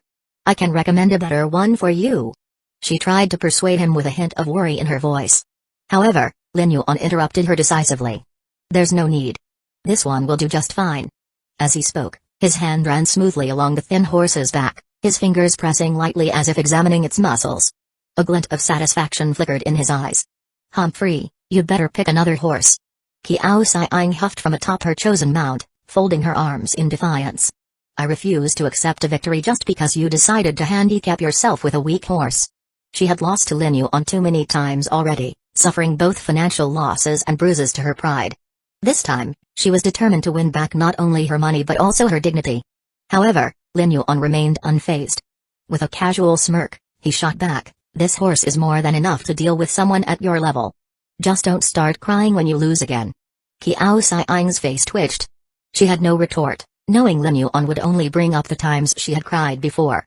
With a sharp "Humphrey," she turned away in annoyance, arms still folded. Tang Bowen, who had been quietly observing the exchange, finally spoke. "You're sure about that choice?" His eyes flicked toward Lin Yuan's seemingly unimpressive horse, but his tone remained neutral. Unlike Qiao Xiang, Tang Bowen wasn't too concerned with what horse Lin Yuan chose. He had already accepted that Lin Yuan and Qiao Xiang were better riders than him. With Lin Yuan picking a weaker horse, it meant he had a decent chance of securing at least second place. Coming in last would be an embarrassment, so this development worked in his favor. As Lin Yuan led his horse to the track, murmurs spread among the wealthy spectators. Is Lin Yuan really choosing that horse? It doesn't make sense. He just showed us how skilled he is. How can he not tell that horse is weak? Maybe he's doing it on purpose? Or maybe he knows how to ride but doesn't actually understand horses? They can't seem to understand. They whispered among themselves, confused by his decision. But only Lin Yuan knew the truth. This horse wasn't weak, it was lazy. His god-level medical skills didn't just allow him to see through human conditions. He could also discern the true state of animals. While this horse appeared thin and unremarkable, Lin Yuan could tell it was brimming with hidden energy. Its body was far healthier than it let on. In fact, Lin Yuan suspected it was a rather intelligent creature. It must have figured out that the stronger and faster a horse appeared, the harder it would be worked. The more competent ones would be used relentlessly in races and training. Some would even be pushed to exhaustion, and the slowest would face the fate of being sold off or, worse, slaughtered. So, to avoid drawing attention, This horse had adopted a careful strategy, eating less to appear weak and occasionally switching between fast and slow running to seem unreliable. But Lin Yuan had seen through its act. Glancing down at the horse, he noticed it was looking right back at him. Their eyes met, and for a brief moment, an unspoken understanding passed between them. The horse's gaze was filled with laziness, almost as if it were waiting for Lin Yuan to give up on it. But Lin Yuan simply smirked. He reached out and patted the horse's side, discreetly inserting a few silver needles into its acupuncture points. Lulu Lulu. The horse suddenly neighed loudly, drawing the attention of everyone around them. As Lin Yuan retracted the needles, he leaned in and whispered to the horse, "If you don't run as hard as you can, I will kill you." The acupuncture points he had targeted were ones that stimulated blood circulation, ensuring that the horse's body would be operating at peak condition. With its natural strength peak, the horse would no longer be able to hide its true capabilities. And Lin Yuan wasn't bluffing. If the horse still refused to give its best, he would buy it and dispose of it. Sensing the ominous intent behind Lin Yuan's words, the horse's lazy demeanor vanished instantly. Its eyes, which had been filled with indifference moments ago, were now wide with fear. Its entire body tensed, and it let out several loud neighs, trembling slightly. The wealthy spectators exchanged puzzled looks. What's wrong with that horse? Didn't it look like it was half dead just now? Why does it suddenly seem so energetic? The horse that had appeared sluggish and uninterested was now practically bursting with life, stomping its hooves as if ready to charge forward. Even though Lin Yuan hadn't even pulled its reins yet, it was already eager to sprint. Qiao Xiang scoffed. "Ha! So what if it looks energetic? A thin horse is still an incompetent horse. You've already lost, Lin Yuan. Get ready to kneel and serve me tea when you lose," she declared smugly. Lin Yuan only smiled. "You should worry about yourself. Do you have the 5 million ready? If not, I hope you're prepared to pay with your body, Miss Qiao." He glanced at her meaningfully. "Though, knowing how much of a crybaby you are, I expect you'll be bawling your eyes out when you lose." Hearing his words, Qiao Xiang's face turned red. She immediately covered her chest with her arms, her eyes glaring fiercely at him. You shameless bastard. I'm going to make you cry instead." Lin Yuan ignored her as the three of them rode toward the starting line. Betting begins as the participants positioned themselves for the race. The wealthy spectators wasted no time placing their bets. "I'm betting on Qiao Xiang for first place. She's experienced in cross-country horse racing, and her horse is obviously the strongest. I'm putting down 500,000. I think Tang Bowen has the best chance. His horse looks the most powerful. I'll bet 200,000 on him. I'm betting on Master Lin Yuan. Even if his horse seems weaker, his riding skills are incredible. I trust him. I'll put down 100,000. I'll bet 300,000 on Qiao Xiang." The majority of bets were placed on Qiao Xiang. She had a strong reputation in horse racing, and her chosen steed was visibly superior. Tang Bowen also received a fair share of wagers, with many believing his horse was the most reliable. Lin Yuan, however, had the fewest backers. Despite his impressive equestrian skills, most people believed that in horse racing, the steed was the deciding factor. However, at that moment, a cold, elegant voice cut through the chatter. "I bet on Lin Yuan for first place. 5 million. Silence fell over the crowd as heads turned toward the source of the voice. Everyone was stunned and looked back together, only to see that it was the young miss of the Yan family, Yan Ryuayu, who was as cold as frost. Her face was indeed cold except when facing Lin Yuan. She would not melt her ice-cold image for someone else. The banker, a rich young man, hesitated. "Miss Yan, 5 million is a bit too much. I can't take that bet." The banker is a wealthy second generation, but he dares not to accept Miss Yan's bet.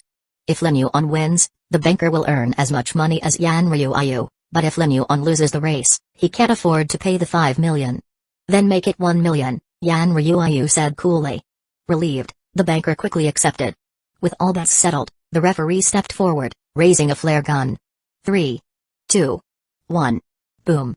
The gunshot rang out, and Lin Yuan, Qiao Xiang, and Tang Bowen along with their horses exploded forward from the starting line. Chapter 108. Lin Yuan running fast. Qiao Xiang's sarcasm. The three horses surged forward simultaneously, their hooves thundering against the ground. Barely 2 seconds later, a wave of shock rippled through the audience. The first section of the cross-country race was a flat racetrack, the ideal stretch for accelerating and gaining an early lead. This was the best opportunity for riders to create distance between themselves and their competitors. Most of the spectators had assumed that Qiao Xiang's horse, powerful and well-bred, would dominate this portion of the race. They believed it had the best chance of surging ahead, leaving the others trailing behind. Yet, What happened next defied all expectations. Contrary to their assumptions, it was Lin Yuan's thin and seemingly unimpressive horse, one that no one had high hopes for, that catapulted forward with blistering speed, covering nearly a third of the distance between Qiao Xiang and Teng Boan in an instant. The rapid movement of Lin Yuan's horse was so fast that it seemed to leave after images in its wake. Gasps filled the air. The spectators were in complete disbelief. What kind of speed is this? This is insane. How is this even possible? The sheer velocity of Lin Yuan's thin horse left everyone stunned. Even Qiao Xiang, who had been so sure of her inevitable victory, felt her confidence waver. Her eyes widened as she gripped the reins tightly. I didn't expect this scrawny horse to have such explosive power. But this is a cross-country race. Speed alone won't decide the winner. There's still hope. In traditional horse racing, where the track is smooth and even, the initial sprint often determines the outcome. A fast start usually leads to victory. However, cross-country horse racing was an entirely different challenge. Here, success depended not just on the horse's speed but also on its endurance, agility, and perhaps most importantly the equestrian skills of the rider. The course ahead would take them through dense forests and rugged hills, posing obstacles that no ordinary horse or rider could easily overcome. If a rider wasn't well trained, their speed would mean nothing. A reckless pace through the challenging terrain could lead to accidents, injuries, or even total disqualification. But Lin Yuan showed no concern. He remained composed as he stormed past the first section of the track, leaving his competitors far behind. Now, the second section of the race began. The entrance into the dense forest. Thick trees loomed ahead, their branches stretching out like grasping fingers. Many riders in the past had been thrown from their horses attempting to maintain high speeds through this part of the course. The risk was too great. And yet Lin Yuan's expression remained utterly calm. From the moment he had mounted his horse, he raised his equestrian skills to divine level. Divine level horsemanship. To him, navigating this terrain was effortless. Even if he had to ride through an intricate, maze-like forest filled with obstacles at every turn, he would do so without breaking a sweat. With unwavering confidence, Lin Yuan did not slow down in the slightest. Among the towering trees, he maneuvered his thin horse with seamless precision, skillfully weaving through the natural barriers. Because of his incredible speed, he had to shift direction almost every few seconds, making split-second decisions as he advanced. Fortunately, the thin horse beneath him wasn't just fast, it was remarkably agile, responding to Lin Yuan's slightest cues with flawless execution. Meanwhile, Qiao Xiang had also entered the forest. Unlike Lin Yuan, she immediately reduced her speed by a third. Even with her skill, she knew this was the fastest she could go while maintaining control. No matter how experienced she was, there was always the risk of miscalculating, colliding with a tree, and being thrown from her horse. But in her mind, one thought remained firm: Lin Yuan can't possibly keep up his speed in the woods. I only dropped a third of my speed, I should be able to catch up to him soon. Her determination burned fiercely. Outside the racetrack, spectators were glued to the live tracking monitors, their jaws hanging open. They had expected Lin Yuan to slow down the moment he entered the forest. Instead, he had maintained nearly the same speed. Their disbelief deepened as they watched the gap between Lin Yuan and Qiao Xiang grow even wider. The rich second-generation spectators, both men and women, were in shock. Even the professional equestrian coaches and experienced riders present had their eyes locked onto the screens, unable to look away. Sensing the excitement, the Yuhe Equestrian Club took the opportunity to project a live broadcast of the race onto a massive screen, something they only did for high-profile equestrian competitions. And Lin Yuan was given a close-up. The moment his image filled the screen, the crowd fell into an awed silence. The audience was captivated, completely entranced by his movements. Particularly the ladies, they were utterly mesmerized. It was as if they were riding alongside Lin Yuan, as if they could feel the wind rushing past him, as if they were experiencing the intensity of his race firsthand. They barely dared to breathe, afraid that even the slightest disturbance might break his incredible rhythm. Their eyes remained locked onto him, this impossibly skilled, confident, and charismatic knight. As the race progressed, Lin Yuan continued his seemingly unstoppable charge. The forest and hills, notorious for being the most challenging parts of a cross-country race, were nothing more than minor inconveniences to him. Like a modern-day Don Quixote, he galloped forward with absolute strength and unwavering courage, tearing through every obstacle in his path. Nothing could slow him down. Nothing could stand in his way.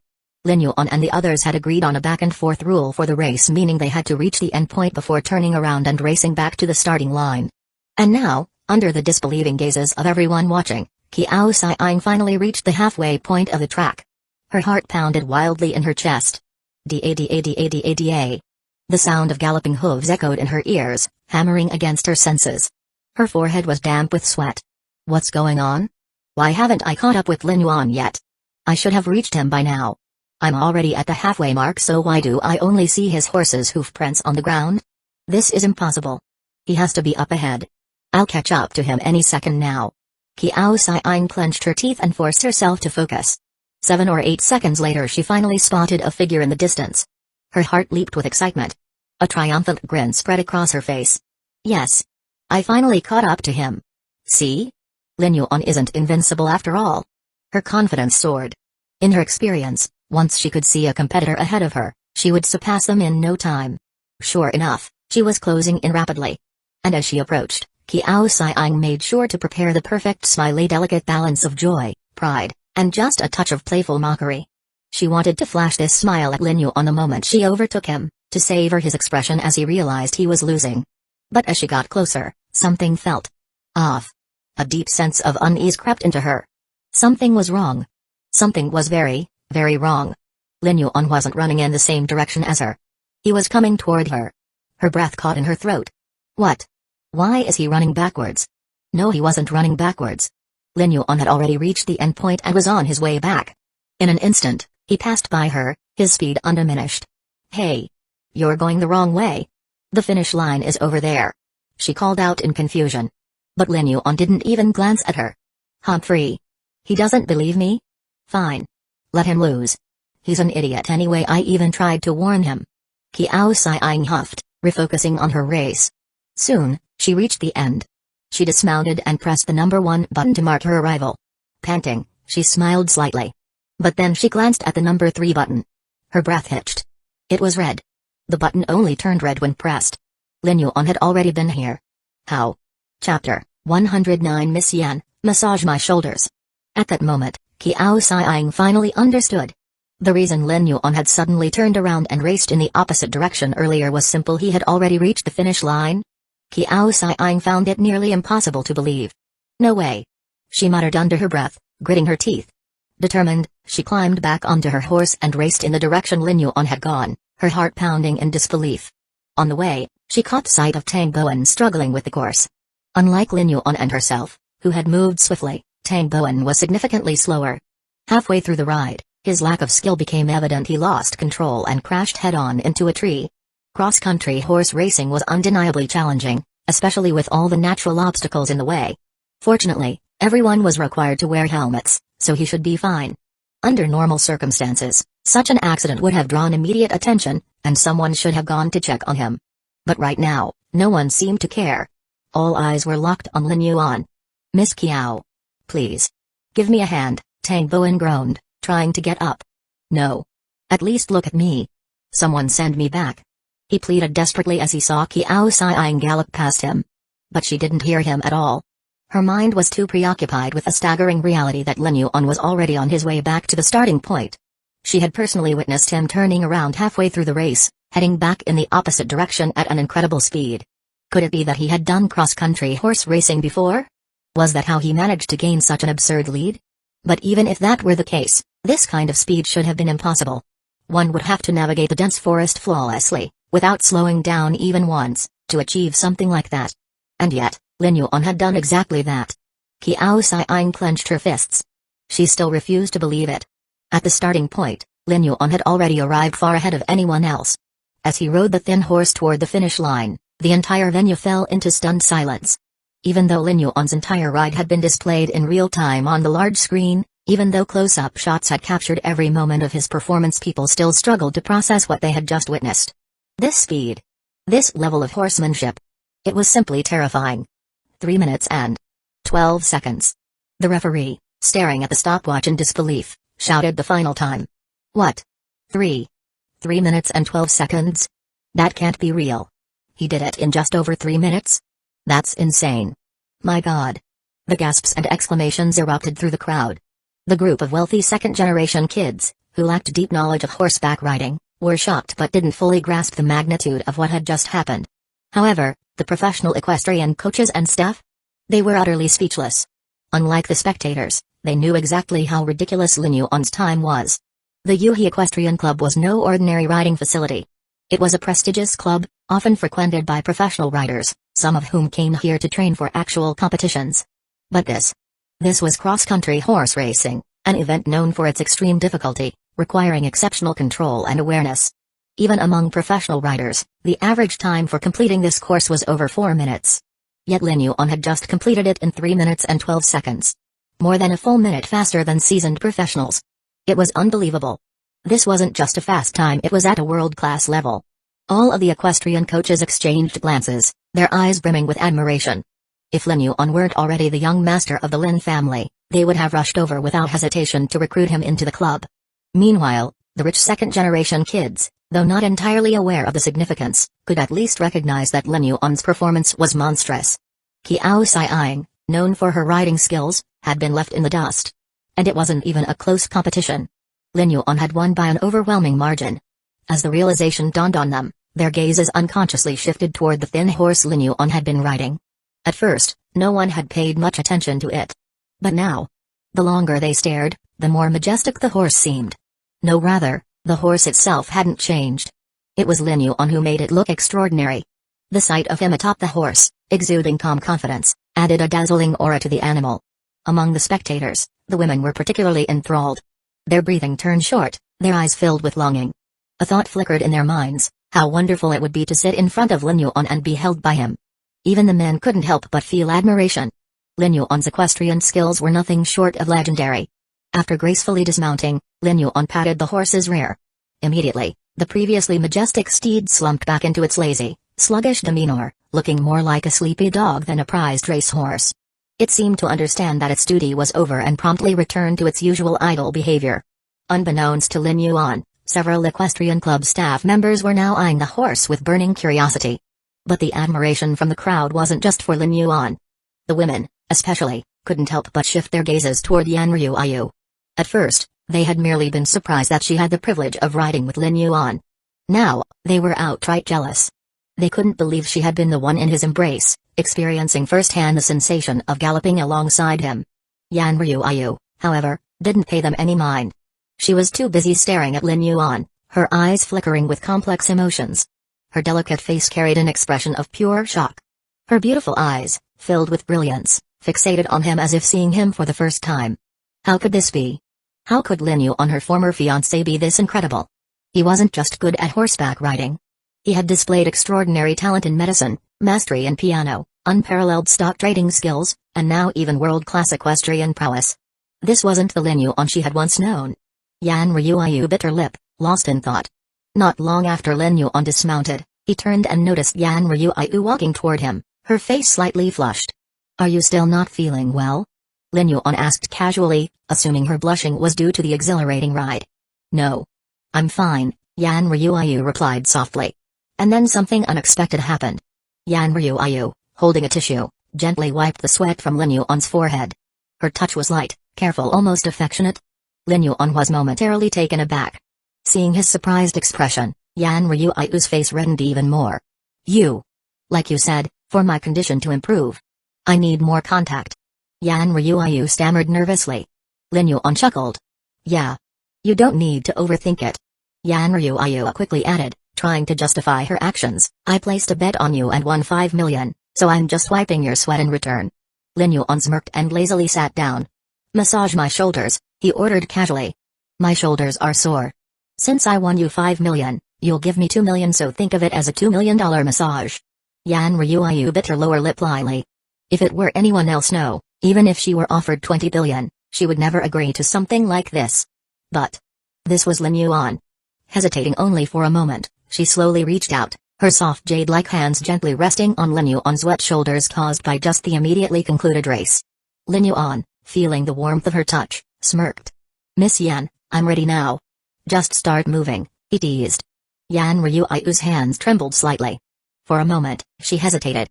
Yan Ruiyu began to struggle inside. And then Chapter 110 Qiao Xiang's throbbing heart and embarrassment.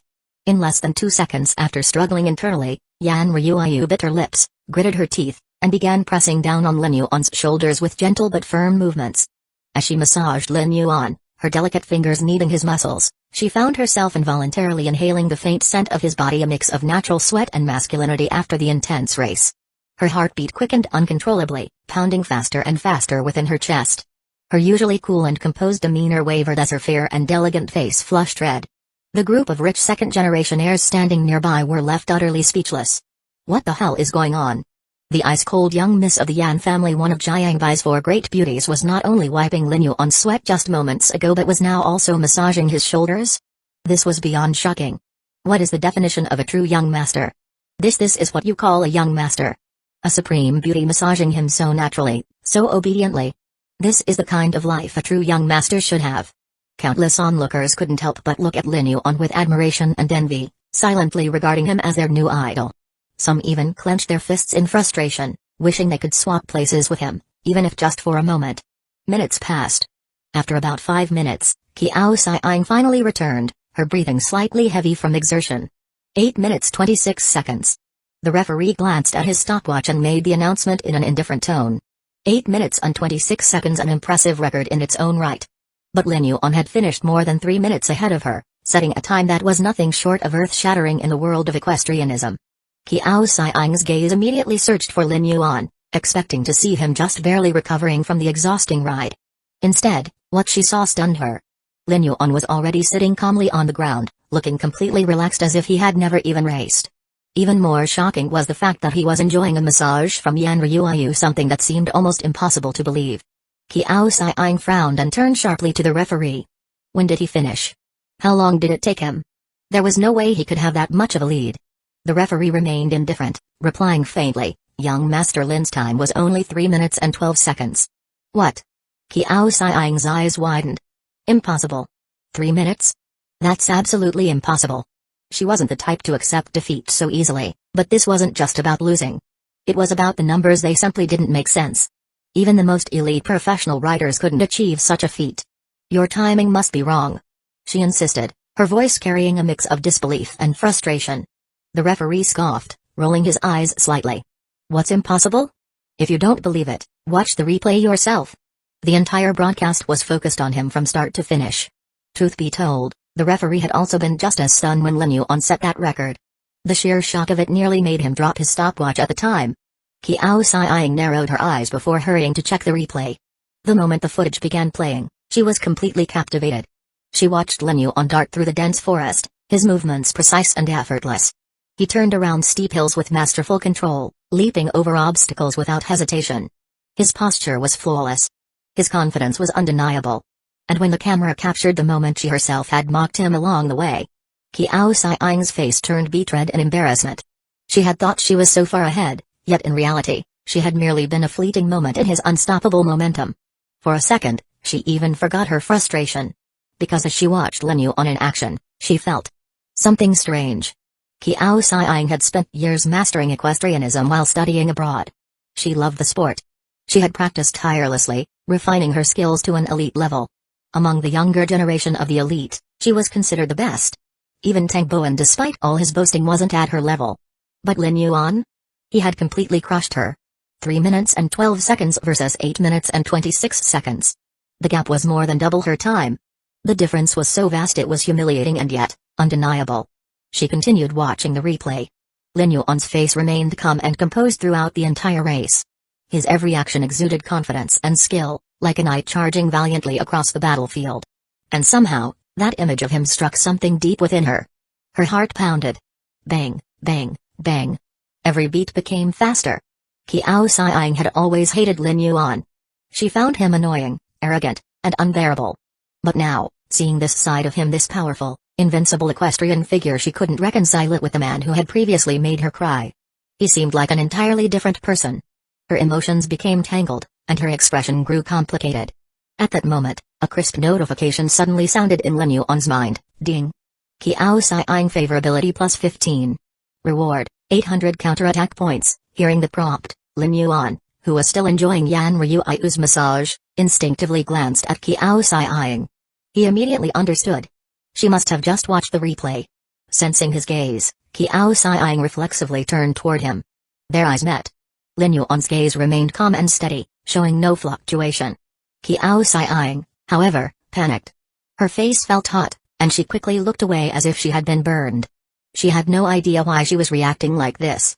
Her heart thumped wildly again. This man is incredibly annoying. She bit her lip, but her emotions were far from stable.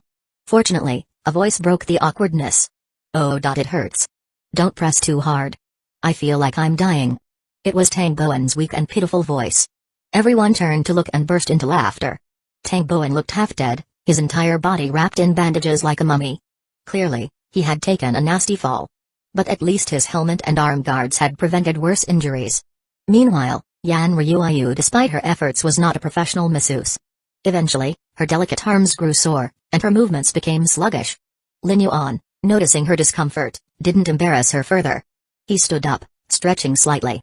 Miss Kiao, 5 million should be transferred, he reminded casually.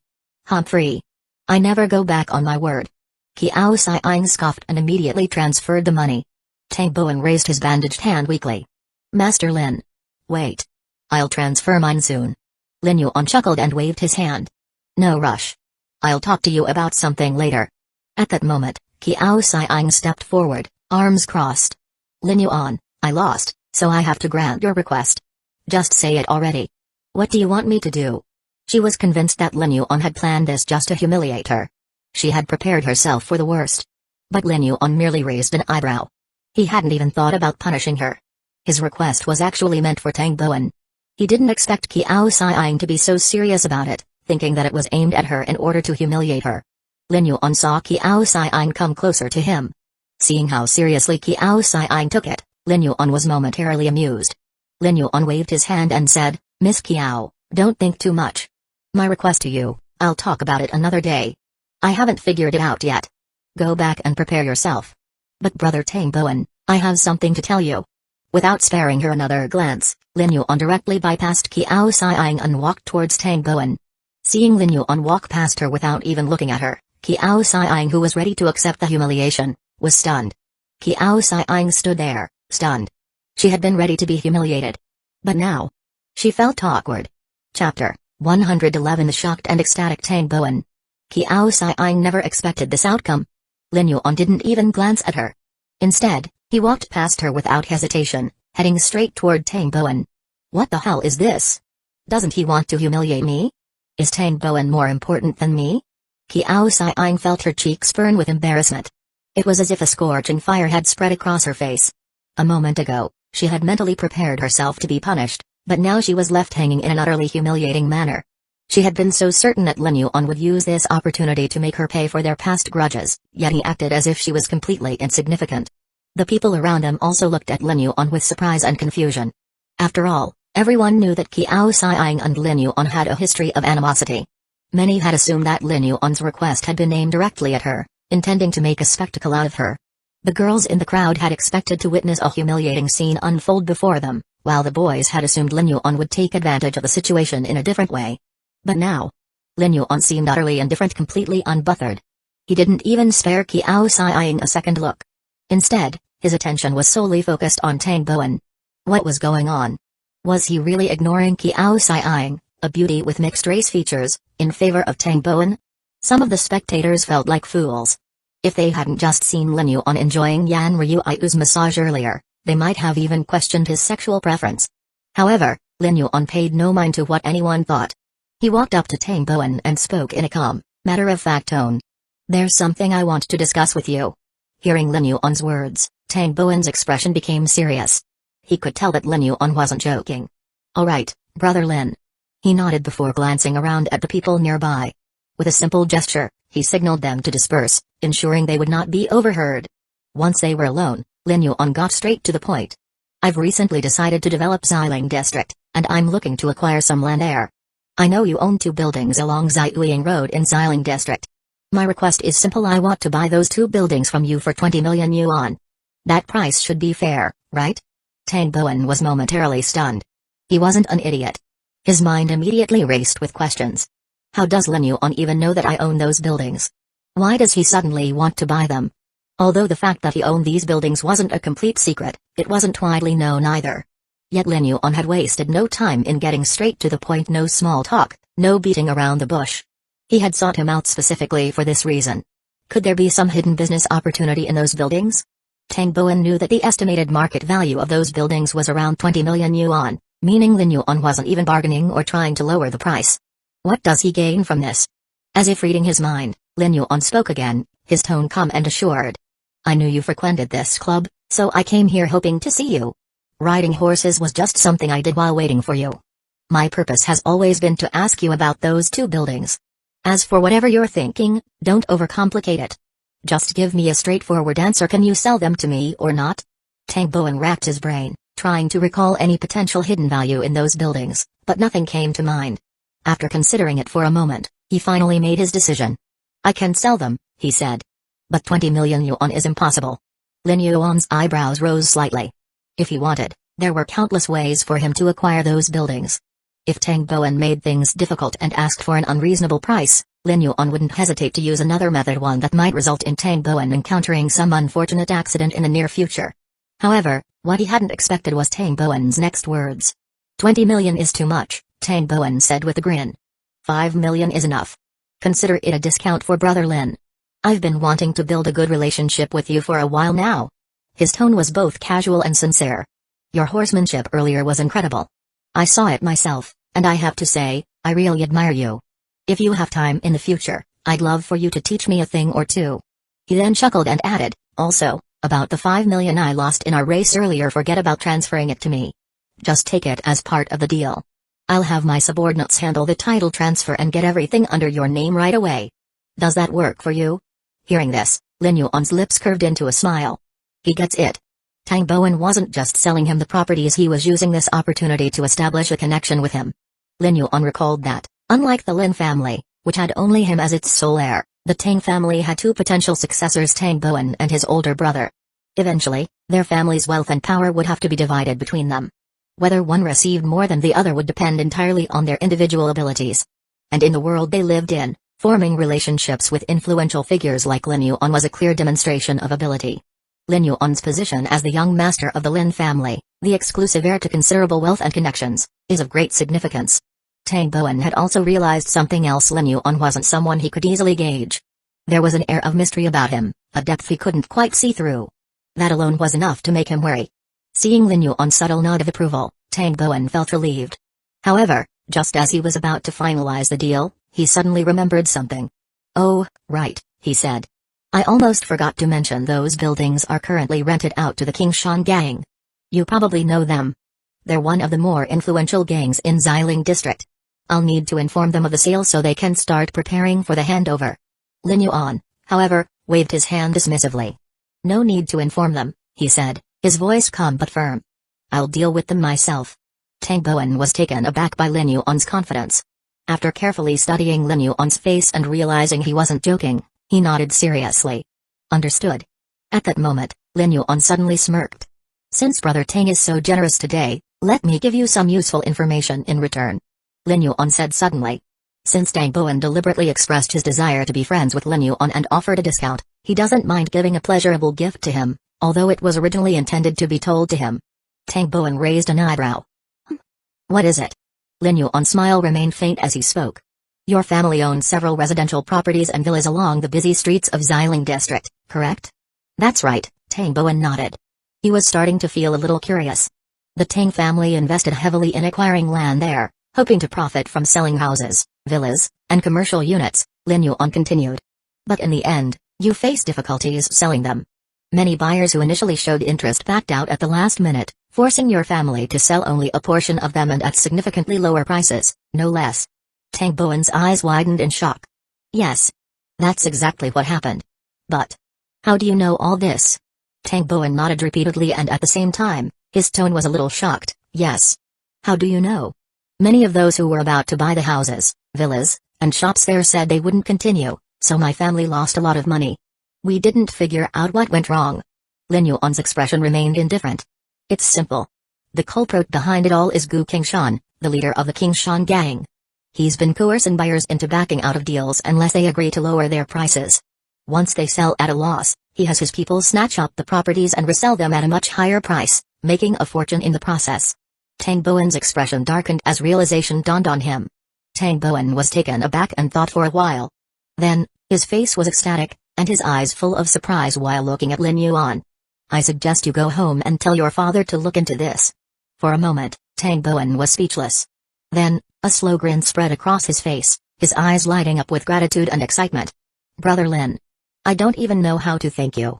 This information wasn't just valuable, it was game-changing. He understood that this is not a trivial matter. The King Shan gang used this method to eat meat from the Tang family, and the meat was not small. After all, it's the real estate business that is involved. We are talking about at least hundreds of millions. And maybe even more. If his father confirmed this, the Tang family could reclaim their losses, potentially saving them hundreds of millions of yuan. And more importantly, this would be a huge win for Tang Bowen himself. This will be a great achievement for him. Chapter 112 Kiao Siang, Brother Lin Yuan, why are you so harsh? His position in his father's heart would naturally rise, bringing him closer to his brother's status. The Tang family's heir had yet to be determined, but so far, his father had always favored his elder brother. If it weren't for his brother, he wouldn't be here riding horses all day for leisure. But now, Tang Bowen had seized the opportunity to befriend Lin Yuan, which suddenly made him feel like he had another shot at securing the position of heir. Who wouldn't want to be powerful and influential? As Tang Bowen's expression shifted, Lin Yuan smiled subtly but said nothing. Everything he had just told Tang Bowen was true. In the novel, the Tang family was one of the many forces Yi Feng had to face. With the backing of the King Shan gang, Yi Feng eventually orchestrated the downfall of the Tang family's head. By the end, Yi Feng gained the support of both the Chen and Yan families. With their help, he successfully eliminated the Tang family's leader. Then, exploiting the enmity between the two Tang brothers, he utterly dismantled the family's power structure and subjugated them under his rule. However, despite being one of Yi Feng's enemies, the Tang family still fared significantly better than the Lin family. In the original novel, the Lin family's fate was beyond miserable. Both the Lin and Tang families were considered behemoths, powerful, influential families whose downfall would not happen overnight but rather through a series of well-executed maneuvers. The Tang family was the first to suffer Yi Feng's wrath. The Lin family, on the other hand, was merely one of the stepping stones Yi Feng trampled on during his rise to power. In addition to the troubles Yi Feng personally brought upon them, they also encountered numerous disasters along the way. But Lin Yuan had no intention of allowing history to repeat itself. He had already mapped out a series of countermeasures, ensuring that Yi Feng wouldn't be able to progress as smoothly as he had in the original storyline. Since the Tang family was one of the villains in the novel, Lin Yuan saw an opportunity to turn them against Yi Feng before they could become a threat to him. He decided to give them a little push, a classic case of luring the tiger to devour the wolf. Lin Yuan planned to maneuver the Tang family into a direct confrontation with the King Shan gang. Once the head of the Tang family discovered the extent of King Shan's past actions, he would never let it slide. And while Lin Yuan was using the Tang family for his own ends, they would still end up benefiting from the situation, recovering their lost assets and weakening one of their adversaries. By the time it was over, the entire Tang family would owe him a massive debt of gratitude. And as the direct beneficiary of this arrangement, Tang Bowen would become even more indebted to Lin Yuan. Lin Yuan never saw himself as a good person. He would pit wolves against tigers, sit back, and then slowly extend his influence over the Tang family. As long as he focused on expanding his network and securing strong allies for the Lin family, Yi Feng would never be able to stage a comeback. After chatting for a while and exchanging contact information, Lin Yuan and Tang Bowen finally went their separate ways. But before leaving, Tang Bowen cast Lin Yuan a deep look, his eyes filled with gratitude. The information Lin Yuan had just shared was crucial. If it turned out to be true, then he could use it to suppress his elder brother and seize control of the Tang family. Satisfied with how things had played out, Lin Yuan called Yan Ryu and prepared to leave the Yuhi Equestrian Club. However, just as he was about to leave, Kiao Siang ran up and blocked his way. Why are you so good at horseback riding? Who taught you? Who was your master? She demanded, her tone laced with frustration. Lin Yuan's equestrian skills were nothing short of extraordinary. She had studied abroad for years and had trained in horseback riding for 5 or 6 years, honing her skills to near perfection. Yet, after witnessing Lin Yuan's performance today, she suddenly felt as though all her effort had been in vain. Compared to him, her skills seemed completely inadequate. But Lin Yuan had no interest in entertaining her curiosity. With a casual wave of his hand, he coldly dismissed her. It's none of your business, Miss Kiao. Now step aside. Or do you want to cry again because you lost to me today? You. Kiao Siang's face twisted in anger. She was furious, but she bit her lip and forced herself to calm down. I am a person who keeps my word, unlike you. You have one request that I have to fulfill. Hurry up and say it. Lin Yuan had almost forgotten about that. Although Kiao Siang had a strong prejudice against the wealthy, she did have a sense of honor and always kept her promises. A mischievous smile spread across Lin Yuan's face. Alright, here's my request. It's very simple. I want you to ride a horse for one full lap, but you have to do it like Lady Godiva. For a brief moment, Qiao Xiang was completely stunned. Then, in an instant, her fair cheeks turned a deep shade of crimson. Back when she studied abroad, she had been exposed to a lot of Western culture. So she knew exactly what Lin Yuan meant. Lady Godiva, an Anglo-Saxon noblewoman, was famous for riding through the streets of Coventry completely naked in order to fight for the relief of heavy taxes imposed on the citizens by her husband. Lin Yuan was telling her to ride a horse naked. That's impossible. Qiao Xiang stammered, her voice filled with embarrassment. Lin Yuan merely chuckled. You don't have to do it in public. You can do it in the middle of the night when no one's around, just as long as you show me. As he spoke, his gaze slowly swept across her perfectly proportioned figure, deliberately taking his time. Feeling his eyes on her, Qiao Xiang's body suddenly felt hot all over. And no way. She protested again, but this time, her voice was noticeably weaker. Fine, then I'll think of another request later. Now stop wasting my time and get out of my way. Without warning, Lin Yuan extended his hand and gently pushed her aside. Caught off guard, Qiao Xiang instinctively crossed her arms over her chest. You shameless dog. You stinking scoundrel. You big pervert. She sputtered angrily. Yes, a shameless hooligan, Yan Ryu echoed softly from the side, her face flushed red. Lin Yuan, however, remained unfazed. Thank you for the compliment, he said with a calm smile. Hearing his response, Yan Ryu's face turned an even deeper shade of red, realizing that he had clearly seen and heard her muttered insult.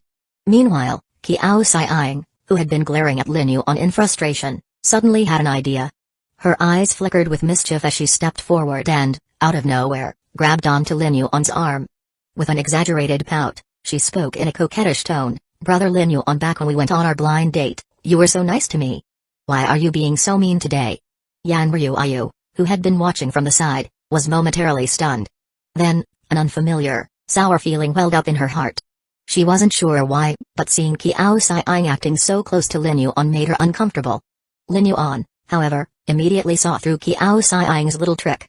She was deliberately trying to make Yan Ryu misunderstand their relationship, trying to provoke jealousy and create a rift between them. Too bad for her, Lin Yuan loved playing along with people's clever yet foolish little schemes.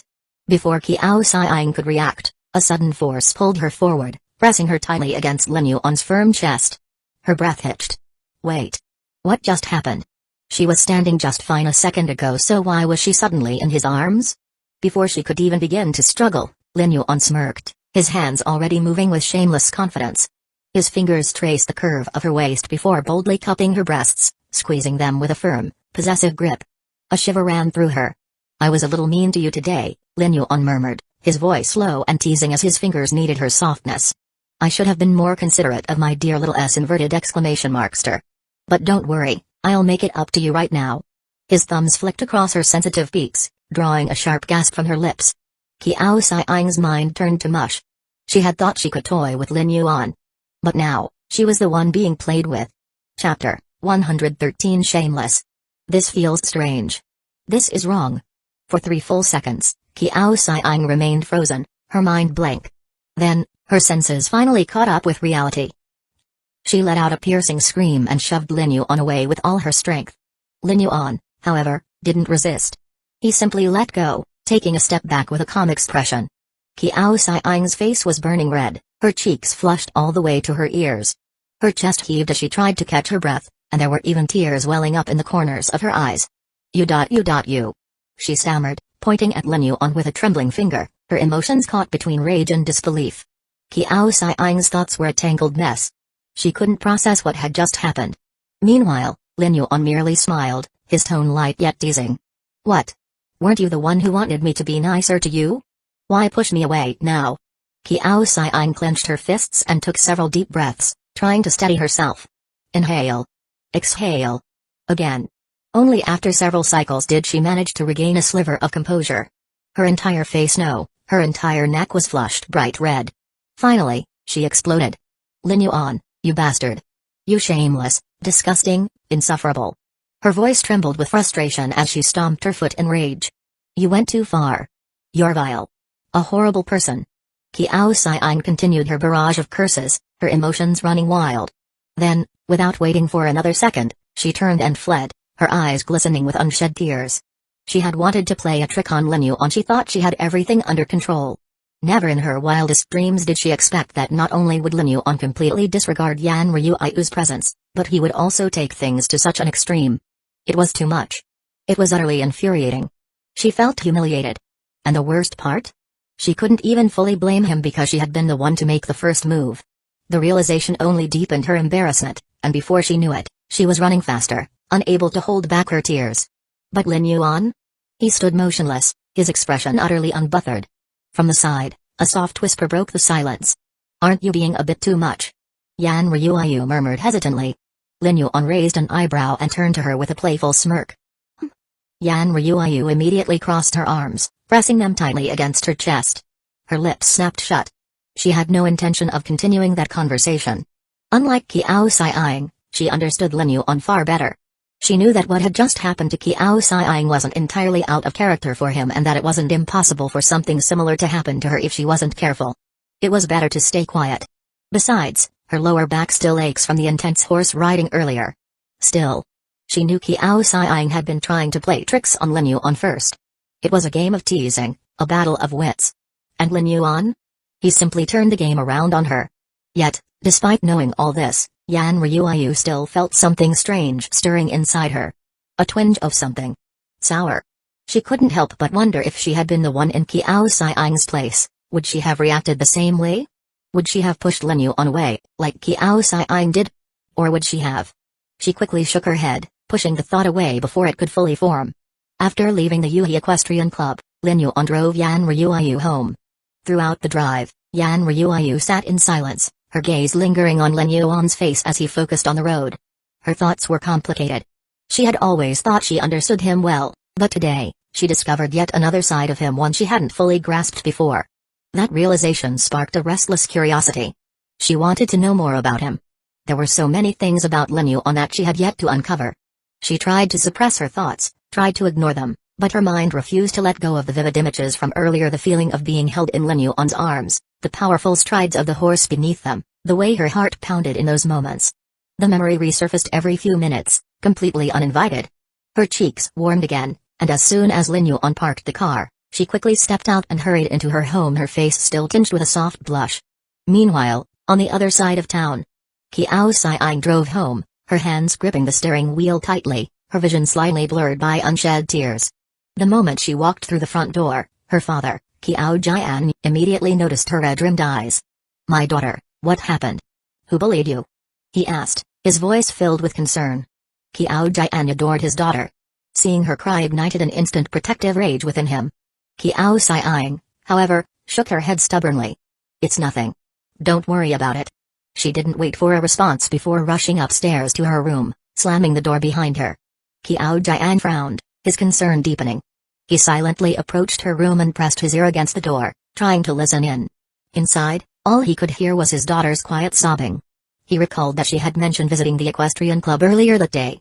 Could it be that brat, Tang Bowen? A dark expression crossed Qiao Jian's face. If that boy had dared to upset his daughter, he would make sure he paid the price. "I'll get to the bottom of this," Qiao Jian muttered to himself before hurrying downstairs, already reaching for his phone to contact Tang Bowen. "I will ask. He really didn't think I would take his skin off." Meanwhile, inside her room, Qiao Xiang sat on her bed, hugging her arms tightly around herself, staring blankly at the ceiling. She had always believed that no man could ever touch her until marriage. Her husband, the man who would eventually win her heart, had to be a refined gentleman.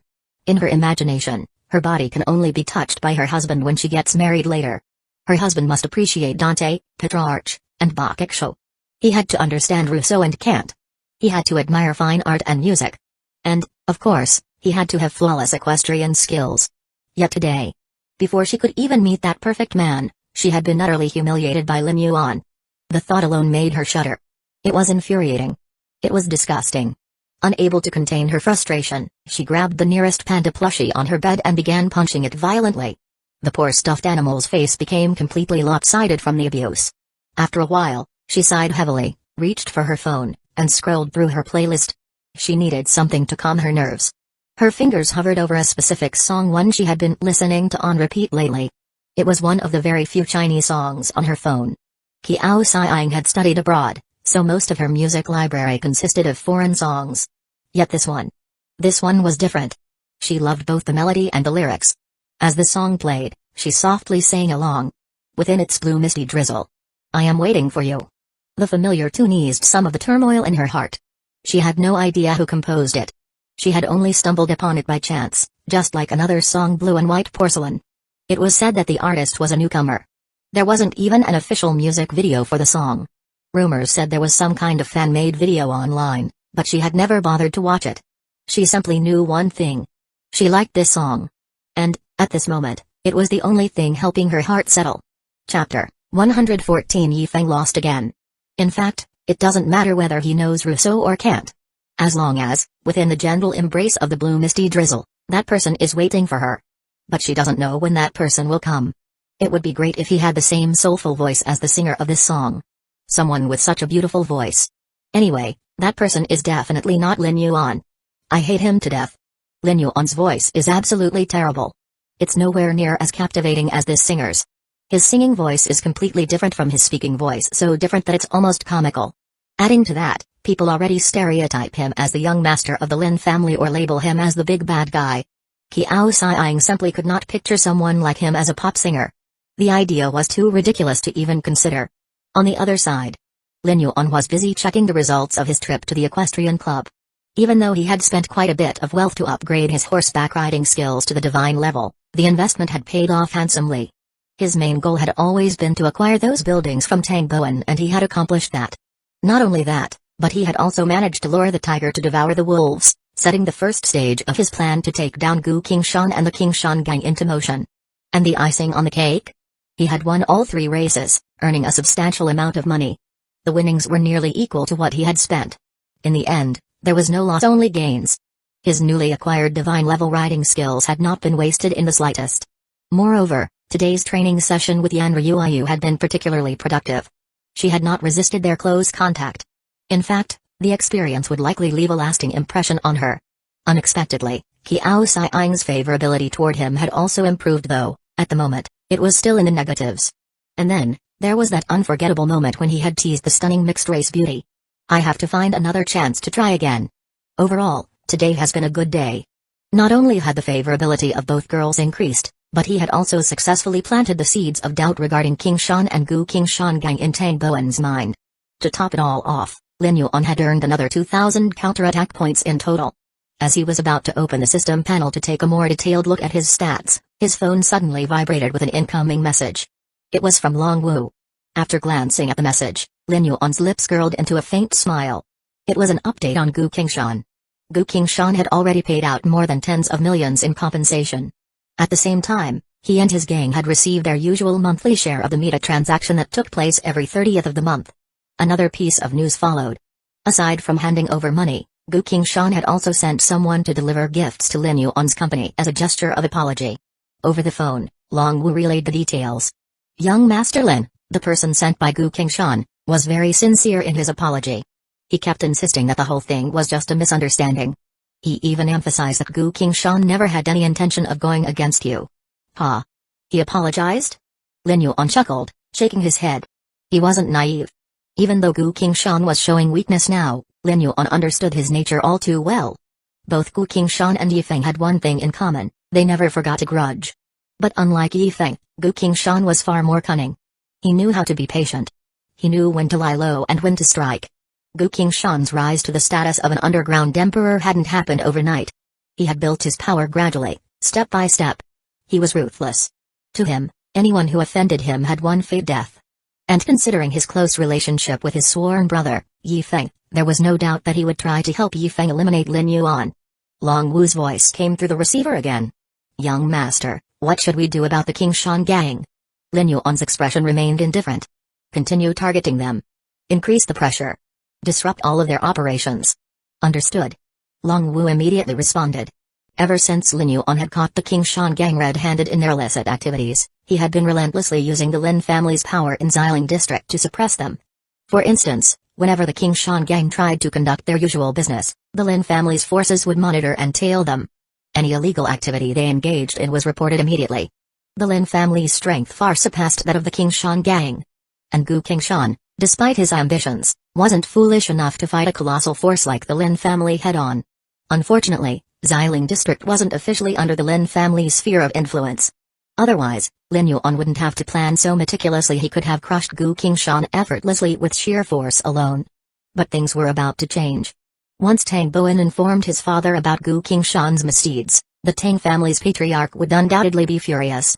And when that happened, Gu Qingshan's life would become significantly more difficult. Squinting slightly, Lin Yuan knew the time was approaching when a cornered dog might jump over the wall. Desperation often led to reckless actions. With that thought, he spoke into the phone. "You're still in Xiling district, right? In half an hour, meet me at the entrance of Hope Cake Shop. There's something I need you to do with me." "Yes, master." Long Wu responded instantly. His loyalty was absolute, and he never questioned Lin Yuan's orders. After ending the call, Lin Yuan drove toward Hope Cake Shop and soon arrived at the storefront. Since it would take Long Wu another 20 minutes to return to Xiling district, Lin Yuan decided to go inside the shop and wait. However, the moment he stepped out of his car, he heard two familiar voices shouting angrily. Turning his head, he saw Zhao Lian and Zhao He, their usually cheerful expressions replaced by furious glares. And the target of their scolding was all too familiar. "Get lost. You want to know our store manager's contact information? Who do you think you are?" "That's right. The store manager belongs to young master. Not you.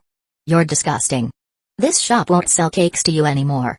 Lin Yuan glanced toward the scene, immediately recognizing the person being yelled at. Yifeng. Standing behind the two girls, Caillou Wangxi looked at Yifeng with pure disgust. Her heart only had room for Lin Yuan. She wasn't interested in entertaining anyone else, especially not a man like Yifeng. At this moment, Yifeng's expression was particularly sour. After learning that Gu Qingshan's plan had failed, he had been in a foul mood. He had gone out to wander around, hoping to clear his head, only to find himself inexplicably drawn to Hope Cake Shop. Then, the moment he had laid eyes on Caillou Wangxi, he had been instantly captivated. Even though she was dressed simply, she had a natural elegance that made her stand out. Yifeng found her very attractive. He immediately wanted to strike up a conversation and so expressed his intent to buy some cake. However, Caillou Wangxi had ignored him completely. Seeing his intentions, Zhao Lian and Zhao He had immediately intervened. Yifeng's eyes darkened. He was about to do something to the two girls, but before he could make a move, several men in black swiftly surrounded him. "There's a background." His instincts screamed at him these men were dangerous. Seeing these well-trained men in black who might possibly be carrying deadly weapons approaching, Yifeng couldn't even move his hands. The China World Trade Center is so prosperous. There are so many people, so the security is tight. If he dared to do something, even if he can fight for himself, it may not end very well for him. Yifeng could only prepare to leave Dinji. Chapter 115 Calling the young master's name while asleep. Yifeng clenched his fists, his thoughts simmering with frustration.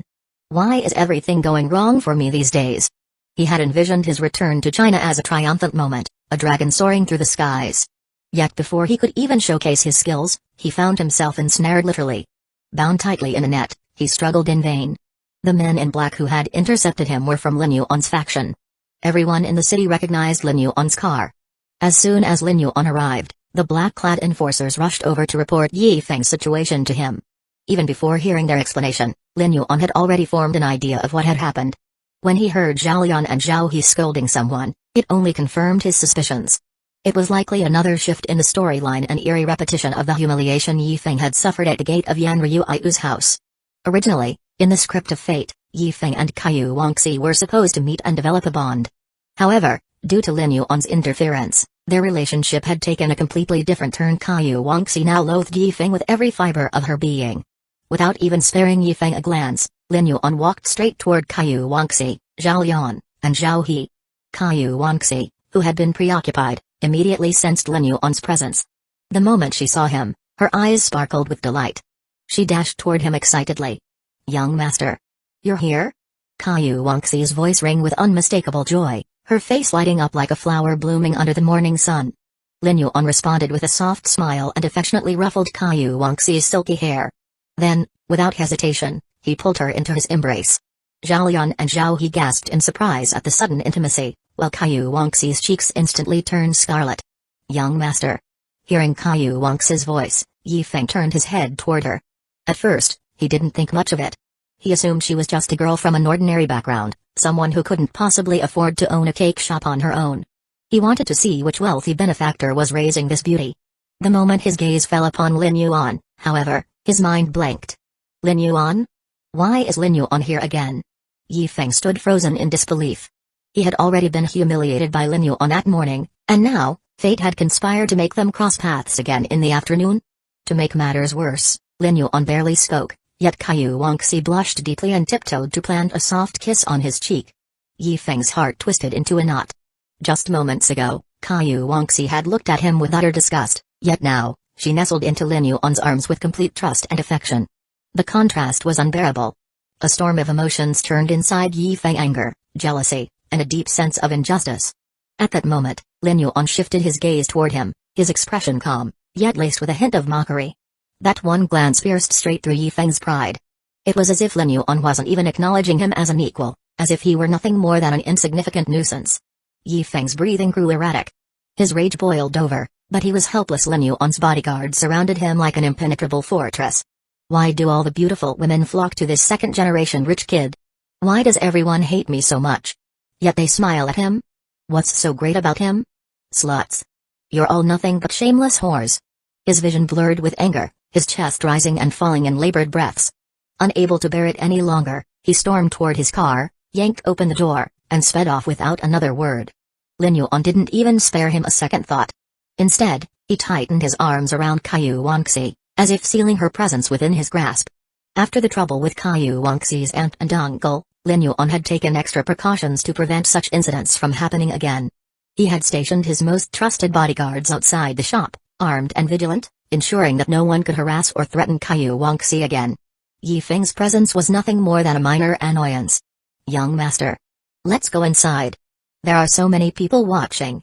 Although Caillou Wangxi relished the warmth of Lin Yuan's embrace, she still felt shy being so openly affectionate in public. All right. Lin Yuan chuckled softly, then, without warning, swept her off her feet and carried her inside. Zhao Lian and Zhao He, still giddy with excitement, quickly put up a temporarily closed sign before hurrying after them. Once inside, Lin Yuan casually asked, "So, what exactly happened just now?" Although his bodyguards had already given him a summary, he wanted to hear the details directly. Zhao Lian immediately jumped in. That guy kept staring at the store manager from the moment he walked in. His eyes were disgusting. Zhao He nodded in agreement. Exactly. He tried to strike up a conversation and even asked for Sister Wangxi's contact information.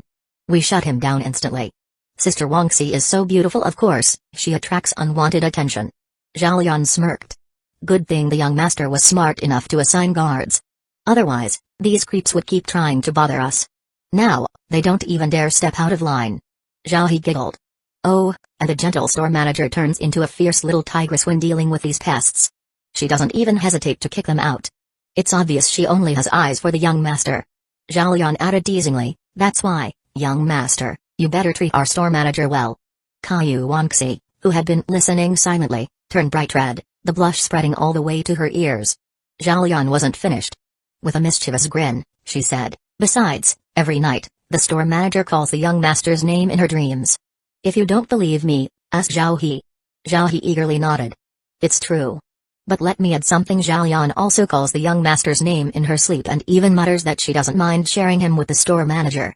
Zhao Lian's eyes widened in horror. You traitor. You do the same thing. Yelling young master in your sleep like a lovesick fool. Zhao He shot back, you're the fool. No, you're the fool.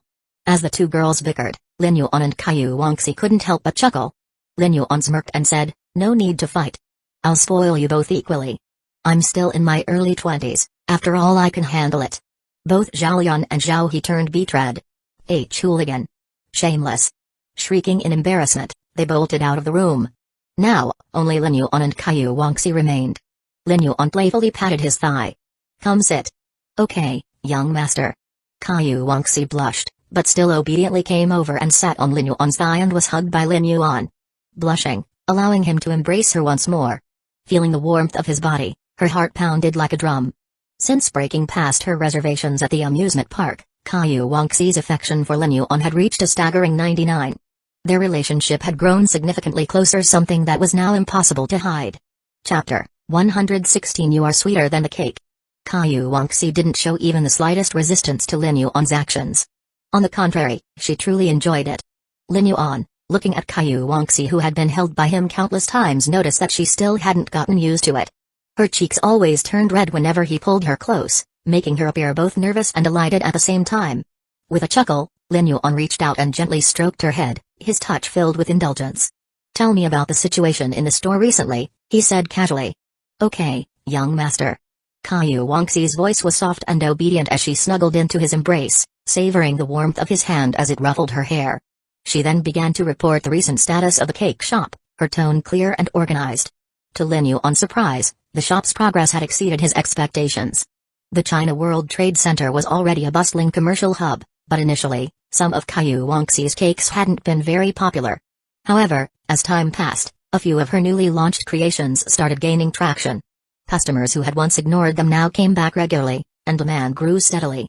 A key factor behind this success was the high-quality raw materials supplied for free by Mr. Zhang, ensuring that the cakes stood out in both taste and presentation. Within a short period, the cake shop had not only recouped its initial investment but also turned a modest profit, a feat that was almost frightening when one thought about how fast it had happened. Of course, to Lin Yuan, the money earned was nothing more than a drop in the ocean.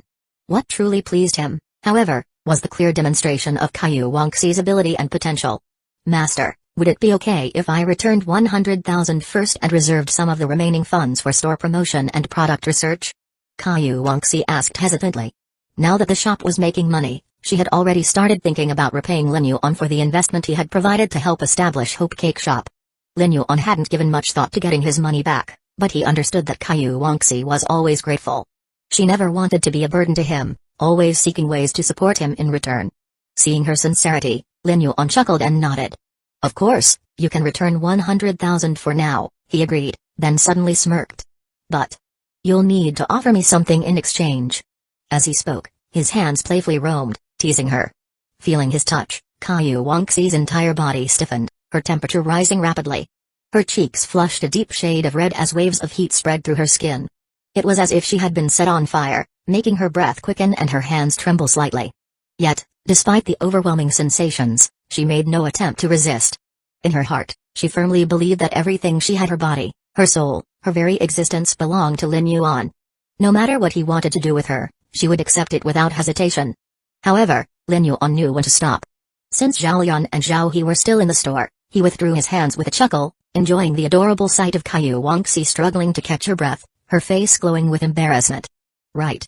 Young master, I made a new cake. Can you help me taste it?" she suddenly asked, her voice carrying a hint of nervous excitement. Lin Yuan raised an eyebrow, amused by her attempt to change the subject. "Of course," he replied with a smirk. Caillou Wangxi quickly ran off and soon returned with a cake in her hands. The moment he saw it, Lin Yuan's eyes lit up. The cake was bright, vibrant, and intricately designed. It had a unique rainbow shape with a structure unlike anything he had seen before. "Oh, the shape is really nice," he praised. Hearing his compliment, Caillou Wangxi's face brightened, her lips curling into a proud smile.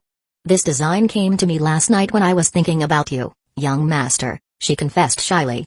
"I was certain it would turn out beautifully, so I decided to make it. But because of its rainbow shape, there's a small missing piece in the middle, which slightly reduces its weight." She paused before adding, "Although I didn't use many ingredients to make this cake, shaping it was quite tricky. Because of that, I'm not sure how to price it." Lin Yuan chuckled and shook his head. "Most people buy cakes based on how they look and the emotions they evoke. Hardly anyone buys a cake just to fill their stomach," he said confidently. "Since this one is so visually appealing, just set the price as high as you think you can get away with. It will definitely sell." Caillou Wangxi nodded seriously. "Okay, I'll follow young master's advice." After a moment, Lin Yuan added, "But remember, appearance alone isn't enough. It also has to taste good if you want customers to keep coming back." Caillou Wangxi giggled. "Then, let Wangxi feed you a piece," she offered shyly, her courage gathering as she blushed furiously. Lin Yuan was momentarily stunned by her boldness before laughing heartily. "All right," he agreed. "But if it doesn't taste good, you know what will happen." "Oh, okay." Caillou Wangxi stammered, her heartbeat accelerating. Carefully, she picked up a small piece and brought it to Lin Yuan's lips. Lin Yuan took a bite, chewing slowly, savoring the flavors. "Not bad," he commented after a moment. "The taste is well balanced. I can detect both sweetness and a slight tartness." Caillou Wangxi's smile widened in satisfaction. "But compared to the cake," Lin Yuan added with a teasing glint in his eyes, "you are much sweeter." Caillou Wangxi gasped softly, her heart skipping a beat at his words. Then, without warning, Lin Yuan leaned in, closing the distance between them. Their lips met, the taste of the sweet and sour cake lingering between them, but it was quickly overshadowed by something much more intoxicating. Suddenly, Caillou Wangxi moaned upon hearing Lin Yuan's remark. Then she tasted the sweet and sour cake with Lin Yuan. Compared to the cake, the young master is also very sweeter. As she spoke, their lips met again. Their hands began to roam, their breaths mingling as they melted into each other's embrace. Meanwhile, Zhao Lian and Zhao He, who had just entered the shop, stumbled upon the intimate scene. Their eyes widened. Gulp. SHHH. The two innocent girls couldn't help but swallow nervously. You're not allowed to look. Zhao Lian hurriedly covered Zhao He's eyes. You're the kid here. You shouldn't be looking either. Zhao He huffed, covering Zhao Lian's eyes in retaliation. But after a few seconds, they both slyly parted their fingers, peeking through the gaps to steal another glance. The more they watched, the redder their faces became. They remained frozen in place, captivated for nearly 8 whole minutes before Lin Yuan and Caillou Wangxi finally separated. Lin Yuan, ever composed, acted as if nothing had happened, flashing an amused smile. Caillou Wangxi, however, was completely flustered. She had been so immersed just now that she forgot where they were.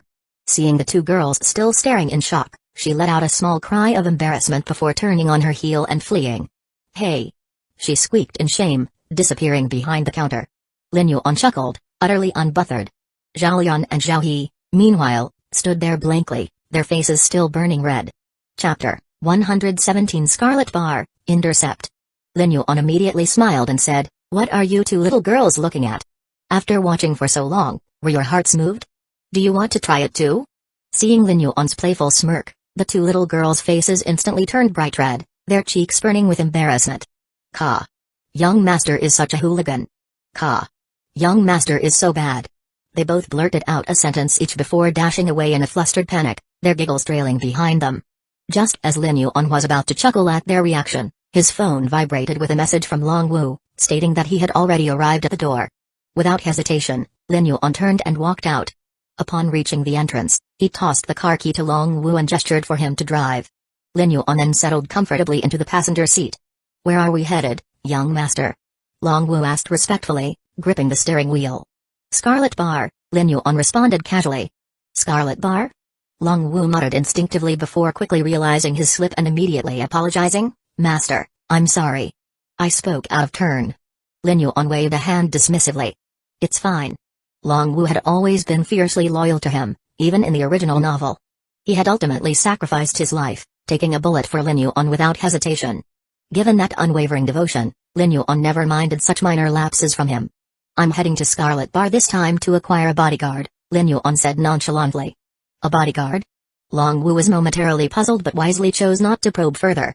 Instead, he simply nodded and replied, Understood, young master.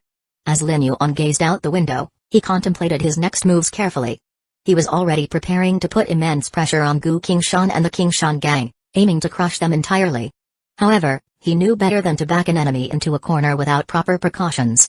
A desperate man was the most dangerous, and if Yi Feng found himself with no way out, the monstrous potential within him would undoubtedly erupt, causing immense trouble.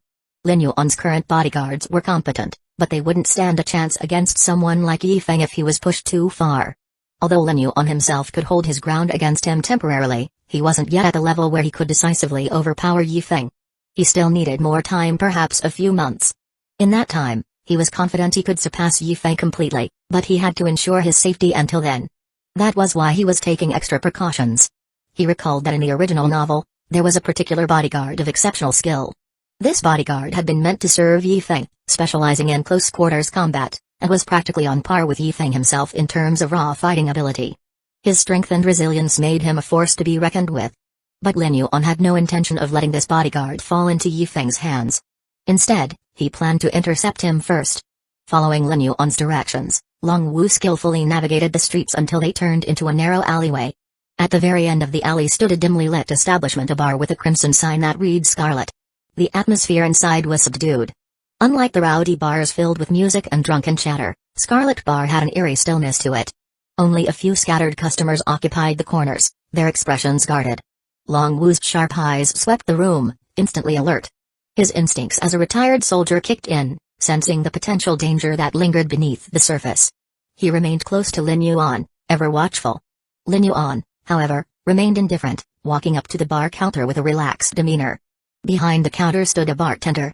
His name tag read Zhao Qi. Seeing Lin Yuan approach, Zhao Qi offered a professional smile. "Good evening, sir. Would you like a drink?" Lin Yuan leaned slightly against the counter and responded lightly, "3 glasses of Scarlet Mary. 2 with ice." The bartender's smile didn't falter, but there was a flicker of recognition in his eyes.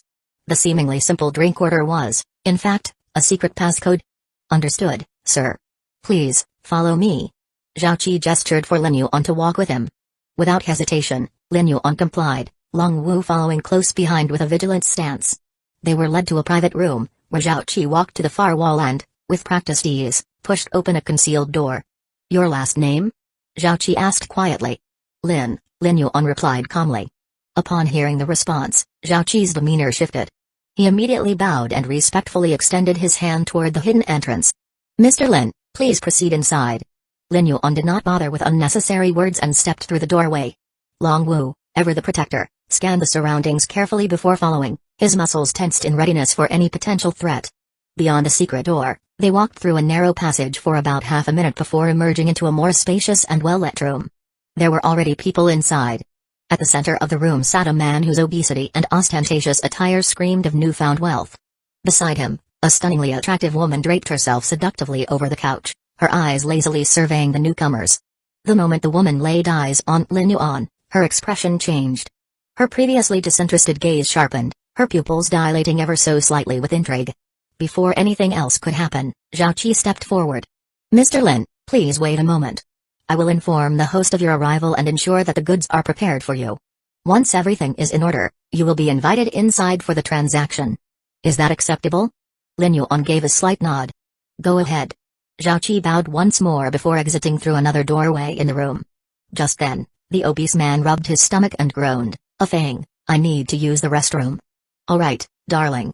Come back soon," the woman Fang responded in a honeyed voice.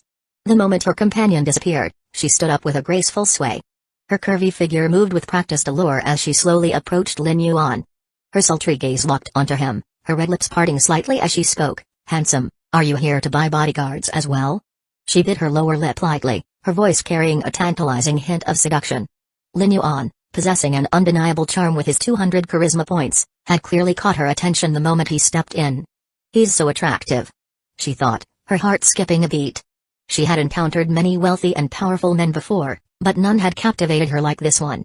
There was something about him, an aura of confidence, mystery, and undeniable allure. Even though he wasn't dressed in anything overly extravagant, his presence alone exuded a refined dominance that set him apart from the vulgar, pretentious men she was used to. A Fang felt that this man is definitely not ordinary, much better than the upstart. A Fang's mind raced. If she could get close to this man, even just for a night, it would be worth the effort. However, Lin Yuan didn't even spare her a glance. He merely checked the time on his watch, lost in thought. Seeing his complete disregard, A Fang was momentarily stunned. Had her charms failed? Is this man not attracted to her? A Fang thinks that she is a charmer. She prided herself on being a seductress, capable of captivating even billionaires. Yet this man remained utterly unmoved. A Fang's eyes gleamed with curiosity and determination. This man was different. And that only made her want him more. Chapter 118 Redchong Psalm. Enchanting woman. But what she did not know was that, in Lin Yuan's eyes, her appearance and figure rated at most a mere 70 points. Even his cousin, Yu Shanshan, possessed a far more attractive face and figure, scored in the high 80s range. This was primarily because Lin Yuan preferred women with a mature, elegant charm. However, when factoring in the knowledge that she had already been intimate with multiple men, that alone was a deduction of 100 points in his book. All in all, that left her with a negative 30-point rating. Lin Yuan displayed no particular interest in this so-called beauty. To him, she was too ostentatious, too vulgar, and overly coquettish. Moreover, the excessive artificial enhancements to her body made her even less appealing. A lot of silicon. Because of this, he didn't even bother sparing her a second glance. When Lin Yuan ignored her completely, A Fang felt a wave of embarrassment wash over her. It wasn't that she hadn't encountered rejection before, but for a woman who prided herself on her looks and body, being blatantly disregarded was a rare and humiliating experience. Refusing to accept such a reaction, A Fang moved closer, settling directly beside Lin Yuan. A delicate, Alluring fragrance wafted from her as she leaned in, her lips parting slightly as she whispered seductively, "Handsome, can you give me your contact information? The moment I saw you, I suddenly felt an itch that only you can scratch." As she spoke, her lips edged closer to Lin Yuan's ear, her breath warm and deliberate, attempting to stir his interest and entice him. However, instead of being tempted, Lin Yuan merely furrowed his brows slightly. He hadn't expected this woman to be so forward, so shamelessly flirtatious.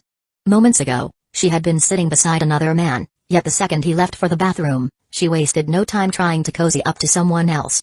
Long Wu, standing behind Lin Yuan, immediately sensed his master's disgust and instinctively prepared to intervene, ready to pull the woman away. But before he could act, the man who had been with Feng returned from the restroom. Upon seeing Feng sitting so close to Lin Yuan, the man's expression darkened with fury. "You brat! Still wet behind the ears, yet you dare mess with my woman? I'll kill you!" The upstart bellowed, his face contorted in rage. But before he could finish his sentence, Long Wu stepped forward, his movements swift and decisive. In a matter of seconds, he delivered a brutal kick to the man's gut, grabbed him by the throat, and then struck him across the face with an audible slap. Long Wu would never tolerate any disrespect toward Lin Yuan. "Zhbing," the upstart, gasped for air, his throat constricted under Long Wu's grip. His furious expression melted into panic as he struggled to speak, his breath shallow and labored. Feng, witnessing this scene, was struck dumb with shock. She wanted to plead for mercy on Zhbing's behalf, but the sheer intensity of Long Wu's presence made her hesitate. Her lips parted, yet no words came out. Just as Zhbing's face turned an alarming shade of red and purple, the bartender, Zhao Qi, suddenly stepped into the room, his eyes widening at the scene unfolding before him. "Mr. Lin, please order your subordinate to stop," Zhao Qi exclaimed. Lin Yuan glanced at the bartender calmly before speaking in an indifferent tone, "Long Wu, that's enough. Give some face to the owner of this establishment."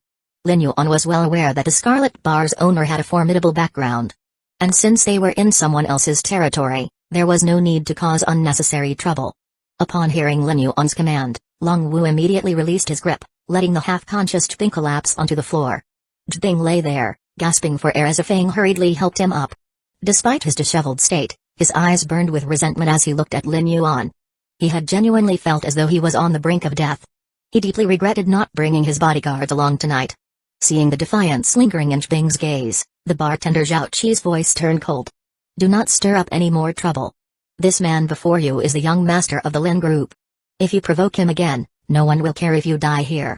Zhbing's entire body stiffened. His forehead quickly became drenched in cold sweat. Lin Group? Could it be that Lin Group, the most powerful family in Xiangbai? There was no mistaking it. Even though he was worth several billion, compared to the mighty Lin family, he was nothing more than an insignificant insect. The very thought that he had been considering revenge moments ago now seemed laughable. Shaking from head to toe, Zhbing hurriedly dropped to his knees, slapping his own face repeatedly as he begged, "I'm sorry, young Master Lin. I was blind. Please forgive my rudeness." The earlier arrogance he had displayed was now completely gone, replaced by pitiful desperation. As for being beaten half to death just moments ago, that was a small price to pay, far better than actually dying. Feng, who was standing beside him, was now looking at Lin Yuan with even more fervent eyes. She couldn't comprehend why Lin Yuan was so indifferent to her. Was it because she wasn't beautiful enough? Compared to the men she had been with before, Lin Yuan was in a league of his own. His wealth and status were unparalleled. Yet, despite this, he wouldn't even spare her a glance. What was wrong with her? Why wasn't she good enough? Before she could ponder it further, Zhbing suddenly shoved her forward. "Young Master Lin, if you like, I'll offer her to you as a token of my apology." The stark contrast between the jealous man from earlier and the groveling figure before him now was almost comical. This was the power of Lin Yuan's identity. Even a brazen upstart like Zhbing knew when to bow his head in submission. Yet, Lin Yuan didn't even bother acknowledging Zhbing or the woman he had just pushed toward him. Without hesitation, he turned and left the room, following behind the bartender, Zhao Qi. Long Wu, ever in tune with his master's intentions, immediately acted. "Move aside. The master has no interest in you." Long Wu growled, pushing Feng out of the way before quickly catching up to Lin Yuan. As Lin Yuan stepped out of the private lounge, he was met with an expansive, well-lit hall. The floor was covered with a thick red wool carpet, and standing in neat formation atop it were 20 to 30 figures. They stood at attention, their posture rigid and disciplined. The sharpness in their eyes and the composed energy in their stance suggested that each of them was a force to be reckoned with. However, among them, one presence stood out the most: the figure seated at the head of the hall. She was dressed in a flowing red cheongsam, her curves accentuated to near perfection. A woman of captivating allure. Yet, despite her breathtaking appearance, her face was obscured behind a grimace mask, adding an air of mystery to her presence. Before Lin Yuan could speak, the woman addressed him first. Her voice, slightly husky yet melodious, carried an unmistakable authority. "Welcome, young Master Lin. Just call me Boss Zhu. You may select the type of bodyguard you need. A single hire gets you a 10% discount, 2 or more will grant you 20% off." As she rose from her seat, her long raven black hair cascaded behind her, carrying a delicate fragrance that drifted toward Lin Yuan. Her every movement exuded confidence, her charm even more pronounced in motion. Even Jbing, who had just entered behind Lin Yuan, instinctively averted his gaze. He knew better than to stare for too long. Meanwhile, A Fang, still reeling from rejection, was now seething with jealousy. She had thought herself unparalleled in allure, but compared to Boss Zhu, she was utterly outclassed. Chapter 119 Beautiful Killer? I'm not here to play with a woman. Boss Zhu's figure is indeed very attractive. Boss Zhu's figure was undeniably alluring. The proportions of the mixed-race beauty, Qiao Xiang, were already stunning, her youthful body a perfect balance of elegance and charm. However, the mysterious Boss Zhu carried a more mature allure, her curves refined and sculpted to perfection, exuding an aura of experience and sophistication that set her apart. The difference between the two was striking.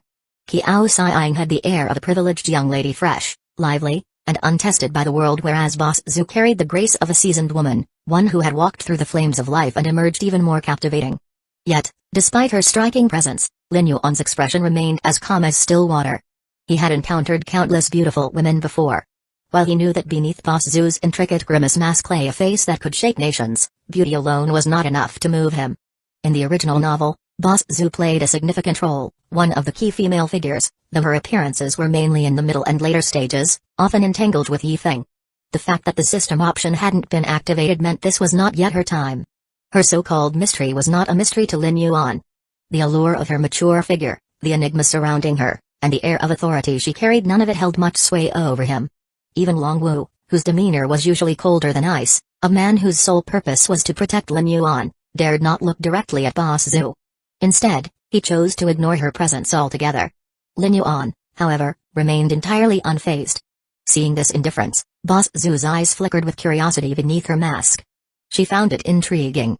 For a man of Lin Yuan's age, an age when men were typically at their most fervent, it was practically unheard of to remain so composed in her presence. Even if he was merely putting on a front, it was still impressive. But no, this level of detachment was too natural. It had to be genuine. A strange thought crossed her mind. Could it be that Lin Yuan, the young master of the esteemed Lin family, was impotent? It was an absurd idea, considering his striking appearance, his sword-like brows, deep starry eyes, and the powerful aura of nobility that made hearts tremble. Yet, his utter lack of reaction piqued her curiosity even further. With that thought in mind, Boss Zhu took a step closer to Lin Yuan.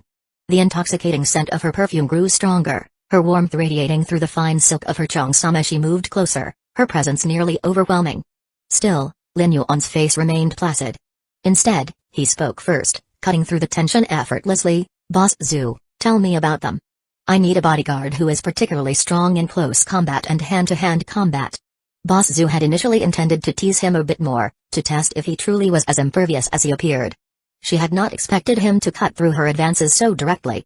Still, she recovered quickly, her lips curling into a seamless smile. "Of course.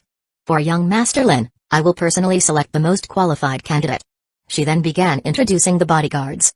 Long Wu had been instructed by Lin Yuan to wait elsewhere, and once he was gone, Boss Zhu continued her introductions, all the while inching closer to Lin Yuan, as if testing the limits of his indifference. With a soft exhale, she gestured toward a middle-aged man with a hooked nose. "This is Feng Hua, 45 years old. His greatest skill is killing, and well, his favorite hobby is also killing. Over the course of his life, he has taken the lives of approximately 1,000 people. And thoroughly enjoyed every single one. He would make an excellent bodyguard." As she spoke, she watched Lin Yuan closely, hoping for a flicker of reaction. But to her disappointment, Lin Yuan remained as unreadable as ever. He responded in an even tone, "What does Boss Zhu mean by this? I came to find a bodyguard, not a murderer." Boss Zhu let out a charming chuckle. "Oh, don't be so quick to judge. Just because he enjoys killing doesn't mean he can't protect next." Lin Yuan cut her off without hesitation. Boss Zhu was momentarily taken aback. It had been years since someone had dared to interrupt her so bluntly. Yet, after a brief pause, She simply smiled and continued. This is the infamous assassin Wu Liuqi, ranked 17,369th on the Kyushu assassin rankings. He is a senior hairstylist at a major health salon, particularly skilled at cutting bangs. Next, Lin Yuan interrupted once more. Boss Zhu was silent for a moment before breaking into a laugh. It seems young Master Lin has high standards. But don't worry, I believe this next one will meet your requirements. Follow me. She led Lin Yuan to a striking young woman. The woman appeared to be around 24 or 25, her sleek ponytail accentuating her delicate yet fierce features. Even by Lin Yuan's rigorous aesthetic standards, she was a solid 90 out of 100. However, her face remained as cold as ice, her expression devoid of emotion. She stood completely still, unmoved by Lin Yuan and Boss Zhu's presence, her eyes frozen over like an unyielding glacier. This is Chen Yu, Boss Zhu introduced, a hint of pride in her voice. I personally trained her. She has been a top assassin for the past 3.5 years. Before that, she was a mercenary abroad for 6 months, emerging from war zones unscathed, like an unstoppable machine of death. Her record is flawless, her skills impeccable. And, of course, she possesses both beauty and a perfectly proportioned body. She's a little cold, but surely someone as handsome as young Master Lin could melt her icy heart? Isn't she perfect? Lin Yuan studied Chen Yu carefully before nodding. Yes, she is indeed perfect. Her abilities, experience, and appearance flawless. Boss Zhu was about to respond when Lin Yuan spoke again, interrupting her. But, Boss Zhu, didn't I make it clear from the start? I am looking for a bodyguard, not an assassin. No matter how exceptional she was, a killer was still a killer. And that was not what he needed, at least not quite. What I require is a bodyguard, someone skilled in close combat. Not a trained killer.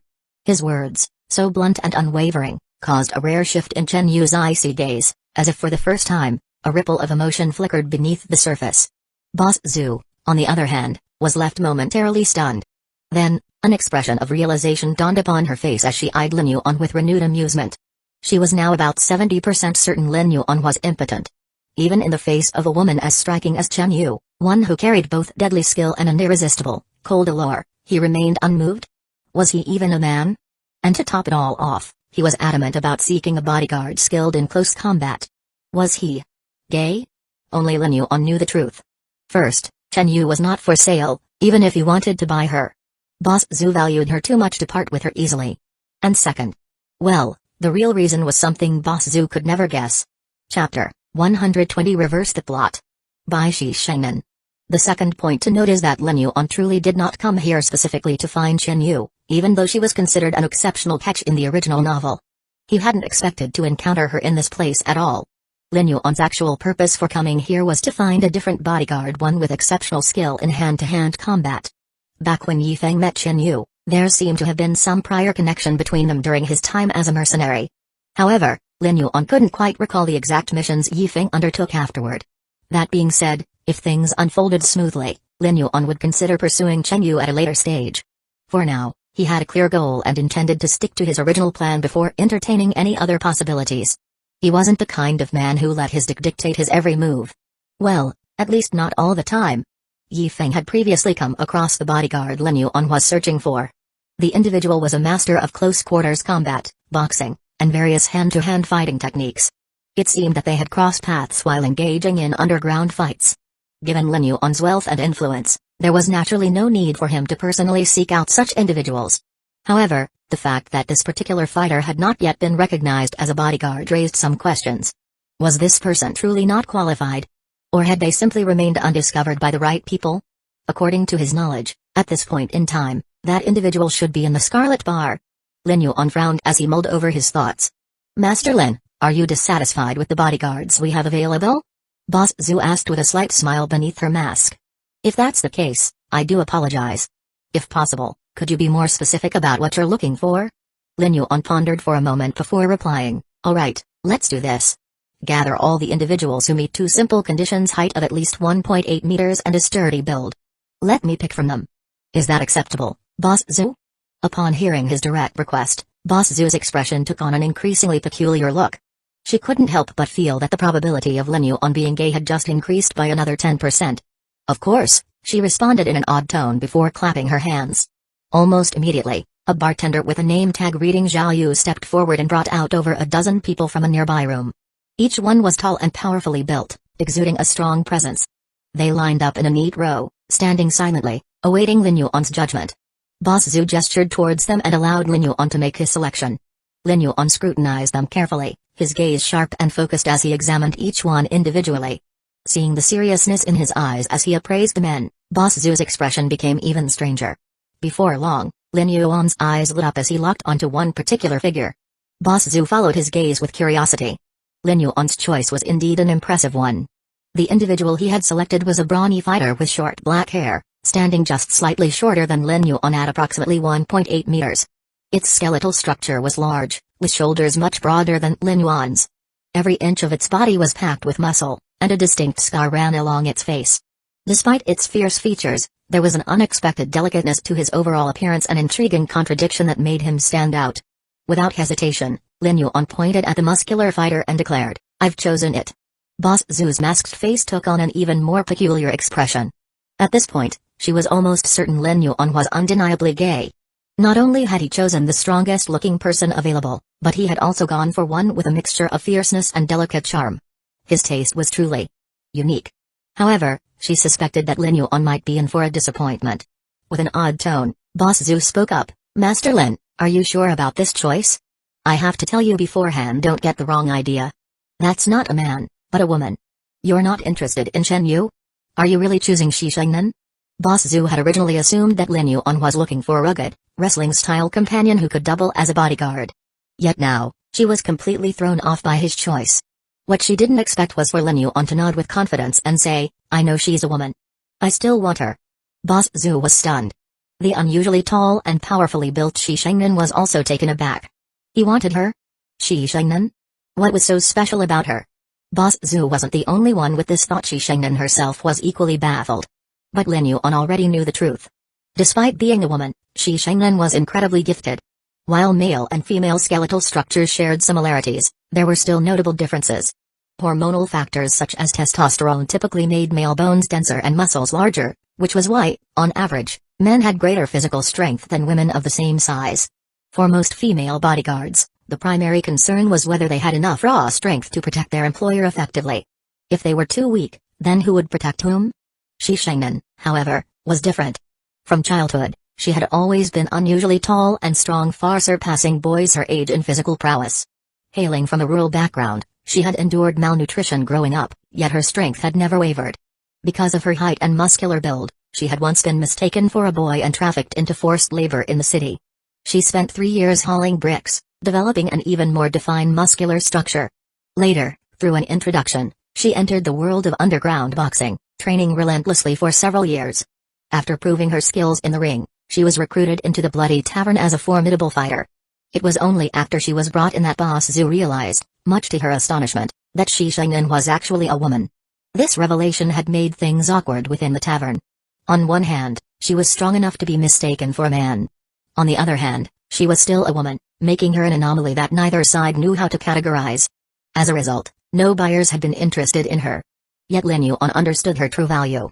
Not only was Shi Shengnan physically gifted and powerful, but her mastery of close combat and boxing was second to none. In terms of sheer skill, she was nearly on par with the protagonist, Yi Feng. In the original novel, Boss Zhu, being wealthy and pragmatic, had kept Shi Shengnan around even though she couldn't sell her. She had provided for her for several years until Shi Shengnan grew restless and decided to return to boxing. It was through this decision that she ultimately met Yi Feng and left the Bloody Tavern. But this time, Lin Yuan planned to intercept her first. Shi Shengnan was a bodyguard who was easy to recruit, utterly loyal, extraordinarily talented, unmatched in close combat, and capable of taking bullets if necessary. Aside from the lack of firearm expertise, she was nearly the perfect bodyguard. After multiple confirmations, Boss Zhu finalized the transaction with Lin Yuan and signed the contract. The price? A mere 500,000 yuan. Considering that she had been unwanted for years, this was an absolute bargain. Boss Zhu didn't consider it a loss. Meanwhile, Lin Yuan felt as if he had struck gold. Once the contract was signed, Shi Shengnan turned to Lin Yuan with deep gratitude in her eyes. She was straightforward by nature, a trait that hadn't changed despite her years in the Bloody Tavern. Lin Yuan had shown no disgust or disdain for her. He had bought her without hesitation. To Shi Shengnan, Lin Yuan had become her great benefactor. Ding. Purchased Shi Shengnan ahead of schedule. Reverse the plot. Reward, plus 1,000 counterattack points, When the contract was signed, Lin Yuan had a system prompt in his mind. Chapter 121 Chen Yu is the only one who can set the price. Ding. After the system prompt sounded, Lin Yuan immediately checked the latest updates to his status. Host, Lin Yuan, counterattack points, 3,000, wealth value, 7 billion, attributes, strength, 150, speed, 125, reaction, 125, charisma, 200, physique, 150, skills, medical skills, divine level, piano, divine level, singing, divine level, equestrianism, divine level, stocks, advanced level, antique appraisal, advanced level, driving skills, intermediate level, violin, intermediate level, calligraphy, intermediate level, English, elementary level, favorability panel, Yan Ryu Ayu, 50, a soft heart blooming, Caillou Wangxi, 99, head over heels, Kiao Sai 5, from enemies to maybe frenemies? Kai Kion, 6, early sparks, Gui King Tong, 90, devoted and loyal, Shi Shengnan, 30, professional admiration turning personal, loyalty panel, Wang Ergu, 95, ride or die level loyalty. Lin Yuan raised an eyebrow when he saw Shi Shengnan appear in the favorability panel. He had only intended to hire a reliable bodyguard, yet this broken system, Shen Lan, had to categorize her as a person with favorability instead. What kind of nonsense was this? He wasn't particularly interested in women with short hair, let alone a muscular, brawny one. What the hell, Shen Lan? Move Shi Shengnan to the loyalty panel immediately. Lin Yuan commanded in his mind. The strong will of the host has been detected. Understood, host. Within an instant, the adjustment was completed. Lin Yuan let out a sigh of relief as he saw Shi Shengnan's name shift from the favorability panel to the loyalty panel. Her initial favorability score of 30 had now transformed into a loyalty score of 60. Not particularly high, but not too low either. Considering he had just recruited her as a bodyguard and they hadn't even spoken yet, 60 loyalty points were more than satisfactory. Satisfied, Lin Yuan waved a hand. Shi Shengnan, come here. Upon hearing Lin Yuan's sudden call, Shi Shengnan was momentarily stunned before realizing her new position as his bodyguard. She promptly walked over to his side without hesitation. I want to touch you. Do you mind? Lin Yuan asked calmly. No. I don't mind. Shi Shengnan responded, her face flushing slightly as she gazed at Lin Yuan up close. It was only now that she truly appreciated how stunningly handsome he was. The term handsome alone was insufficient to describe him. Prince Charming. That was the only thought running through Shi Shengnan's mind, the same thought most girls had when they saw Lin Yuan. Yes, even though Shi Shengnan had a muscular build, she was still a woman at heart. That said, in terms of being a bodyguard, she never wanted others to view her as just a woman. She wanted to be treated like a professional. Since she had already given her consent, Lin Yuan wasted no time. He reached out and placed his hands on her muscles, feeling their firmness. Her defined abs, toned biceps, and even the distinct contours of her scapula, the so-called butterfly bones, were solid to the touch. After thoroughly assessing her physical condition, Lin Yuan nodded in satisfaction. Ding. Shi Shengnan's loyalty plus 10, Lin Yuan immediately understood the reason behind the notification. He was well aware of Shi Shengnan's personality.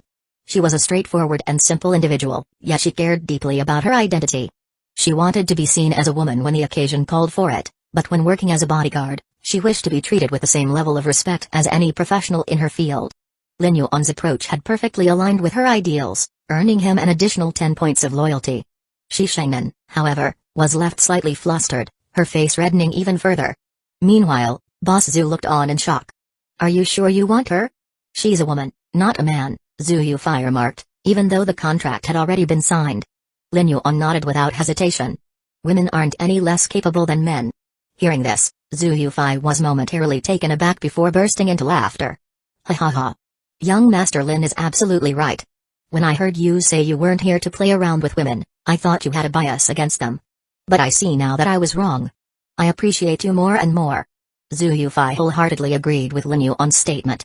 After all, she herself was proof that women could be just as formidable as men. For this reason, her admiration for Lin Yuan deepened. That being said, Zhu Yufei was now incredibly confused. Initially, she had been certain that Lin Yuan was gay. But then he chose a woman, a muscular one at that, as his bodyguard. Not only that, but he even seemed pleased after touching her muscles. So, did Lin Yuan prefer men or women? Zhu Yufei found herself utterly baffled. Just what kind of person was he? Was he the type to appreciate someone's physique without any emotional attachment? The entire situation gave her a headache. She didn't want to think about it any further. Master Lin, transfer the money, she said with a sigh of resignation. The contract had been signed, but Lin Yuan had yet to make the payment. As the young master of the Lin family, Zhu Yufei had no doubts about his ability to afford it. Lin Yuan, however, smirked and said, "Boss Zhu, don't worry. I still intend to do more business with you. That 20% discount is far too tempting to pass up." Hearing this, Zhu Yufei chuckled. "Of course, Master Lin. You're always welcome to buy." Now that the initial deal was concluded, Lin Yuan turned his attention to an even more interesting target. A secret weapon. A hidden ace. Killer Chen Yu. While she wasn't suited for the role of a bodyguard, hiring her as an assassin was an entirely different matter. Lin Yuan had unexpectedly come across her here, but he had no intention of letting such an opportunity slip away. He had done his research and knew Chen Yu's capabilities well. Under Zhu Yufei's curious gaze, Lin Yuan approached Chen Yu with a calm smile. "Boss Zhu, I want to buy Chen Yu as well and take advantage of that 20% discount. What do you think? Let's negotiate a price." However, Zhu Yufei simply shook her head and smiled. "No way. Only Chen Yu gets to name her price. I can't decide for her. You'll have to ask her yourself. She'll set whatever price she deems fit." Without hesitation, Lin Yuan turned to Chen Yu. "I want to buy you. Name your price." His words were direct. Chen Yu's response was even more so. "No." She uttered just one word, nothing more. Lin Yuan turned back to Zhu Yufei, who merely shrugged, looking amused. She had always enjoyed watching men attempt to court or purchase Chen Yu, only to be rejected. She had assumed that Lin Yuan, too, would now give up and move on. But to her surprise, Lin Yuan turned back to her and said something unexpected. "Miss Zhu, would you mind stepping out for a moment? I'd like to speak to Chen Yu alone." Chapter 122 Chen Yu, I will give you a chance to get revenge. Zhu Yufei shrugged and said, "It's up to you, but I advise you not to get your hopes up. Many wealthy businessmen have had the same idea as you. They all wanted to meet with Chen Yu, thinking that if they offered the right price, she would accept. But no matter how high the price, Chen Yu has never been swayed." She paused, her expression turning serious. "And one more thing, don't say anything obscene to Chen Yu while I'm not around. She's already taken the lives of several wealthy businessmen who thought they could treat her like some plaything. I had to clean up the mess for her. I'd prefer to avoid that happening again, but there are always young men who don't know any better. I trust that you, Master Lin, understand what I'm saying. After all, no one would dare to go against the Lin family in Jiangbai without a very good reason." Lin Yuan nodded, his demeanor calm and composed. "Thank you for the warning, Boss Zhu. I'll keep that in mind." Seeing that Lin Yuan had acknowledged her words, Zhu Yufei didn't linger any longer. She turned and walked away at a leisurely pace, disappearing into the crowd. Once she was gone, Lin Yuan looked at Chen Yu, his gaze unreadable. "Come with me. I want to talk to you." Chen Yu's response was brief and as cold as ever. "No." If it had been anyone else, Lin Yuan might have given up right then and there. But he wasn't deterred by the frosty demeanor on her face. Instead, he smiled slightly, unfazed. "What I want to talk about is the Chen family." At the mention of those two words, Chen Yu's icy composure shattered in an instant. Her head, which had been slightly lowered, snapped up, and her sharp gaze locked onto Lin Yuan. A fierce, burning intensity flared in her eyes, and her hand instinctively moved to the hilt of the blade resting at her waist. The moment Chen Yu reached for her weapon, Shi Shengnan, Lin Yuan's loyal bodyguard, reacted immediately. She stepped in front of Lin Yuan without hesitation, positioning herself between him and the potential threat. Chen Yu's hand gripped the handle of her blade tightly, her reflexes sharp. But Shi Shengnan had trained for moments like these. She was prepared to intercept any attack, no matter how swift. As Lin Yuan's protector, it wasn't a question of whether she could react in time, it was simply her duty. Whether she won or lost, whether she lived or died, her role was clear: stand in front of Lin Yuan. Protect him at all costs. Lin Yuan, however, remained unshaken. His expression did not change. His calm, unwavering gaze met Chen Yu's glare, and a flicker of surprise passed through her eyes. Then, just as suddenly as she had drawn it, Chen Yu slid her blade back into its sheath. Without another word, Lin Yuan turned on his heel and began walking away. He didn't look back to see if she was following. Chen Yu hesitated for a brief moment. Then, despite herself, she stepped forward and silently followed him. Soon, the two of them reached a secluded corner, away from prying eyes and ears. Chen Yu did not speak. She simply watched Lin Yuan, her expression unreadable. Then, he spoke the words that changed everything. "Do you want revenge for your father, Chen Ping?" The moment his words fell, Chen Yu's face transformed. A look of shock, disbelief, and wariness flashed across her delicate features. "Who are you?" she demanded, her voice sharp. Lin Yuan's answer was simple. "Lin Yuan. I'm not asking for your name." Chen Yu snapped. "I'm asking about your identity. How do you know about this?" Lin Yuan remained unbothered by her outburst. "Does it matter how I know? My identity is irrelevant. What matters is that I can help you get revenge on the Chen family. Of course, it won't be for free, you'll have to work for me." Chen Yu's grip on her blade tightened. She narrowed her eyes, studying him carefully. Lin Yuan continued, his tone cool and measured. "I know all about your past. You are a member of the Chen family, the same Chen family that sided with Yifeng in Jiangbai. But before that, your family had a different name, the Yanjing Chen family." He glanced at her, gauging her reaction before pressing on. 10 years ago, in Yanjing, the 8 major families were locked in conflict. The Chen family, your family, was one of them. So was the Ning family. For reasons that only the elders of both sides truly know, a full-scale war broke out between the two families. It wasn't just business disputes, it escalated into something far more vicious: murder, assassinations, backstabbing. Chen Yu's breath hitched slightly, but she didn't interrupt. The Chen family was at a disadvantage. They suffered consecutive losses due to poor decision-making. They were on the verge of collapse. And then, at their darkest moment, your father, Chen Ping, made the ultimate sacrifice. He gave his life to save the family. Lin Yuan's eyes darkened slightly. After his death, his brother, Chen Meng, took over as the new head of the family. The Chen family fled Yanjing and relocated to Jiangbai. But what did Chen Meng do? Instead of honoring his brother's sacrifice, he dug up his corpse and presented it to the Ning family as a sign of surrender. All of this, at the urging of his wife. Chen Yu's body tensed, her fingers curling into fists. Rage simmered beneath her composed exterior. And then, as if that wasn't enough, Lin Yuan continued, "Chen Meng cast you out of the family. His own niece. The daughter of the man who had saved them all." A deep silence stretched between them. Chen Yu's gaze burned with barely restrained fury. "I know you vowed revenge," Lin Yuan said, his voice lowering slightly. "I know you swore to kill Chen Meng and everyone who betrayed your father.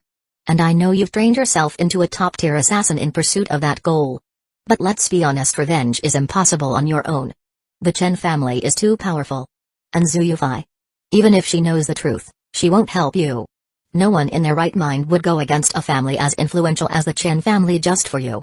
Chen Yu sneered coldly. "Oh? And what about you? Are you saying that you'll help me?" Lin Yuan smiled faintly, his eyes gleaming with amusement. "Ms. Chen Yu, I think you're overestimating your worth. Did you think I would risk my position, my influence, my resources, just because of you?" Chen Yu's breath hitched slightly at his words, but Lin Yuan continued, unbothered. "No, the truth is simple. The Chen family and I are destined to be enemies. You hate them, and I have my own reasons to destroy them. As they say, the enemy of my enemy is my friend. That's why I'm offering you a chance to take revenge. But whether you accept it or not, that's entirely up to you." His voice was calm, almost indifferent. "One must never underestimate oneself. But don't overestimate your importance either." Chen Yu fell silent, her eyes narrowing as she studied him. Lin Yuan knew too much. Not just about her past, but also about Zhu Yufei and the hidden secrets of the Chen family. For the first time in a long while, Chen Yu wasn't sure what to think of the man in front of her. Chapter 123. Yuan? Zhu Yufei is in shock. She carefully observed Lin Yuan's expression, scrutinizing every minor detail, hoping to catch even the slightest hint of emotion or reaction. But there was nothing. His face remained impassive, a perfect mask of indifference, as if her words carried no weight at all. After what felt like an eternity, but in reality was only half a minute, Chen Yu finally broke the silence. "I believe you also have grudges with the Chen family.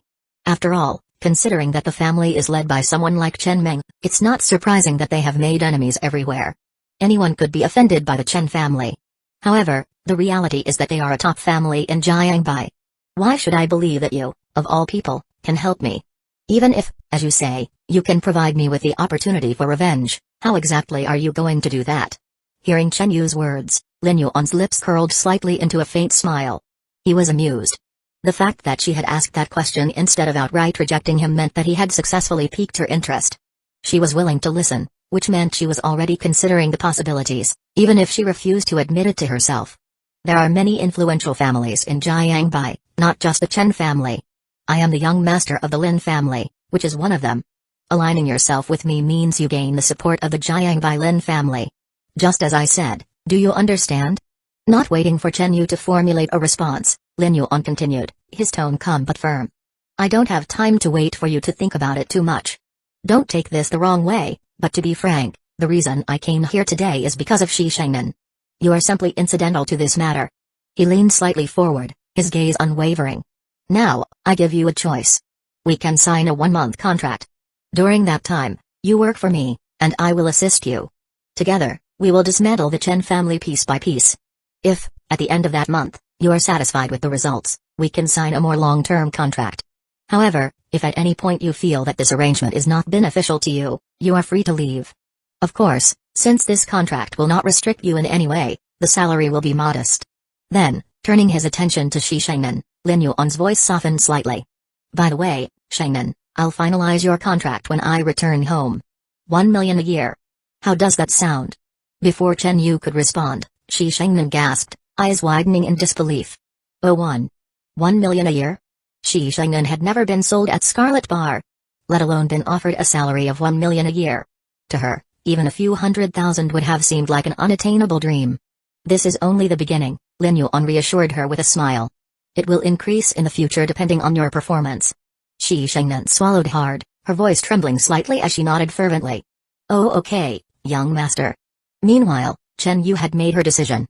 Though her eyes held a complex mix of emotions, her tone remained cold and resolute.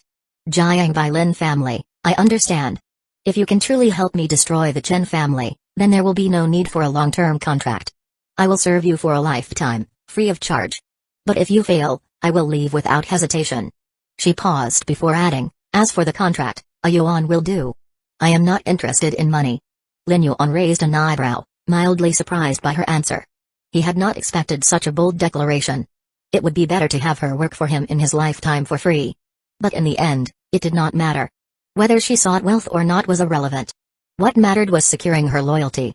Very well, he said smoothly. In that case, let's go see Boss Zhu. Shortly after, Lin Yuan led both Chen Yu and Shi Shengnan to meet Zhu Yufei. How did it go? Zhu Yufei asked as she approached, a knowing smirk playing on her lips. As I said, Chen Yu definitely won't. She suddenly stopped mid-sentence as Chen Yu interrupted her. I agreed to help him. Zhu Yufei blinked, momentarily stunned. She was certain she had misheard. It's fine if you didn't agree. Wait, what? You actually agreed? Her gaze darted between Lin Yuan and Chen Yu, searching for some kind of explanation. What the hell is going on? Chen Yu actually agreed? Agreed to work under this playboy young master of the Lin family? Chen Yu, how much is he paying you? Zhu Yufei asked, still not fully believing what she had heard.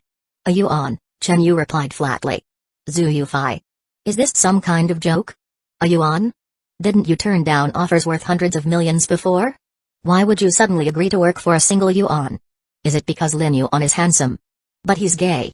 Zhu Yufei had been with Chen Yu for years and knew her well. Yet, at this moment, she could not comprehend her actions at all. Finally, Chen Yu explained, he said that he will destroy the Chen family with me. Understanding dawned on Zhu Yufei. Underneath her mask, her lips curled slightly. Destroy the Chen family? You? Young Master Lin? Lin Yuan's smirk did not fade. Why not? If Boss Zhu cannot help Chen Yu, does that mean I cannot help her either? My relationship with the Chen family isn't much better than hers.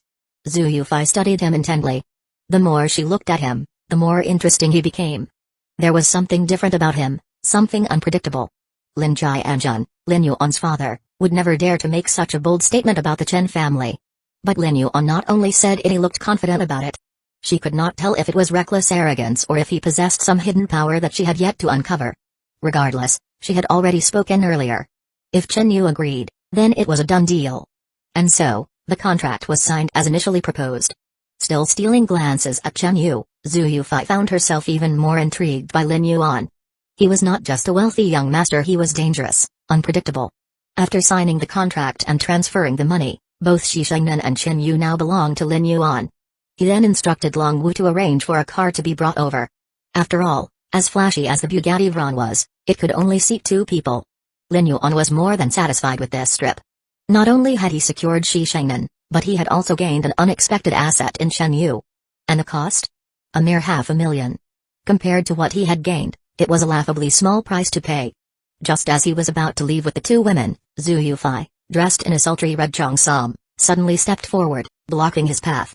At the same time, the wealthy businessman Zhbing, who had spent tens of millions hiring bodyguards, was also stopped by the bartender, Zhao Qi. Zhu Yufei's lips curled into a playful smirk. Young Master Lin, wait. There is still something else I need to tell you. Lin Yuan raised an eyebrow, puzzled. Zhu Yufei's eyes gleamed as the mask on her face reflected the dim bar lights. I wonder if you've heard of a certain rule we have at Scarlet Bar? Chapter 124 Zhu Yufei's teasing. Zhu Yufei continued, the rule of the Bloody Tavern is to conduct a baptism on the day when a person is sold. After the baptism, he will vent all his past feelings and emotions and serve the new owner faithfully. As for how the baptism is, it's very simple. That is, the persons who were bought that day will have a fight amongst them. Of course, if something goes wrong with the person, I will be responsible for compensation or replacement. Zhu Yufei smiled. Lin Yuan remembered that the Bloody Tavern did have this rule. Lin Yuan asked, then count Chen Yu and Shi Shengnan today, plus the one over there, there are a total of 3 people. How do you plan to let them fight? Zhbing, the upstart man, also bought a bodyguard, a very strong black man over 2 meters tall. Zhu Yufei smiled and said, Chen Yu is not officially sold to you yet, and she has been with me for a long time. And she doesn't need to be baptized. The other party will die if she shots. I don't want to see blood spilled here. So, just Shi Shengnan against Max is good. Zhu Yufei turned her head to look. Max seemed to be the name of that tall black bodyguard. Zhu Yufei said that she would compensate and replace them if someone gets injured during the baptism. But Lin Yuan didn't think that besides Shi Shengnan and Chen Yu, there are others worth buying here. He didn't want to buy a wounded bodyguard as well. Lin Yuan looked at Zhu Yufei's grimace mask and said, I know the rules of Boss Zhu's tavern, but I don't want to find any other bodyguard. I don't want to leave with a half-dead person as well. So, what if I say no? Zhu Yufei smiled bitterly and said helplessly, the rules cannot be circumvented. Does Master Lin want to break the rules of the tavern? Our transactions are only valid if within the regulations. Although Zhu Yufei's tone is helpless, there is a threat to terminate the sale. The atmosphere was quiet for a while. Lin Yuan frowned. But before Lin Yuan could speak, Shi Shengnan spoke first. Master, thank you very much for your concern for me, but let me accept this baptism. This is my farewell to my old life, and it is also a way of repaying Boss Zhu for raising me in vain over the years. From now on, I will definitely be of loyal service to the young master. Shi Shengnan said. Shi Shengnan was very moved by Lin Yuan's concern. Looking at Shi Shengnan, who bowed her head to petition, Lin Yuan frowned. And as if feeling Lin Yuan's dissatisfaction, Shi Shengnan bowed her head even lower. All right. Lin Yuan relaxed his brows, waved his hand, and said lightly. With Lin Yuan's consent, Shi Shengnan raised her head happily. Ding. Shi Shengnan loyalty plus 10, this time only. Yes. Soon under the leadership of Zhu Yufei, Lin Yuan, Shi Shengnan, the upstart, and others came to an arena together. Shi Shengnan and Max both wore loose fighting clothes and then went on stage. I'm sorry, Master Lin. Although this is the rule of the tavern, if there will be any loss or injury to the bodyguard you chose, I am willing to compensate. The rich businessman Zhbing said while putting his arm around a Fang and stood under the broadcast station to apologize to Lin Yuan. Lin Yuan glanced at him but did not speak. Zhbing's Max was bought for a price of more than 10 million. He is 2 meters tall. The muscles all over his body looked very fierce. Previously, Zhbing was forced to bow to Lin Yuan by the name of the Lin family. Even if he doesn't show it, he feels a little unhappy with what happened earlier. So, at this moment, he thought he could save his face if the bodyguard he bought, Max, could beat Lin Yuan's purchased bodyguard Shi Shengnan. When Zhbing talked about compensating Lin Yuan for any loss, it's as if he is certain he can smell the fragrance of victory already. Compensation or replacement is the responsibility of the tavern, not him. Max looks a bit taller and stronger than Shi Shengnan. He is still a man anyway. Zhbing thinks Max is set to win. He can't dare to face Lin Yuan, the young master of the Lin family. But if his chosen bodyguard can beat that of Lin Yuan's, it would be really cool, plus Lin Yuan could not do anything to him either. Seeing Lin Yuan ignoring him, Zhbing continued to smile cheerfully as well. Zhu Yufei also looked at Shi Shengnan on stage with interest. She raised a lot of people like Shi Shengnan. But Shi Shengnan has never been sold, even at a low price. But Lin Yuan seemed very interested and came to the tavern specifically for Shi Shengnan. Therefore, she is very curious about what made Lin Yuan like her so much. Why on earth would Lin Yuan, the young master of an influential family, want to buy the unremarkable Shi Shengnan? Chen Yu was also curious because, like what Lin Yuan said before, she was just incidental, and that Lin Yuan purposely came to buy Shi Shengnan. Chen Yu has her own pride. And although she doesn't say it, she still has some dissatisfaction towards Lin Yuan regarding her as an incidental option. On the stage, both Shi Shengnan and Max are ready. Obviously, they know very well and are prepared for the rule of baptism. The 2 meters Max is a head taller than Shi Shengnan. Although Shi Shengnan is very strong, her body shape is indeed inferior to Max.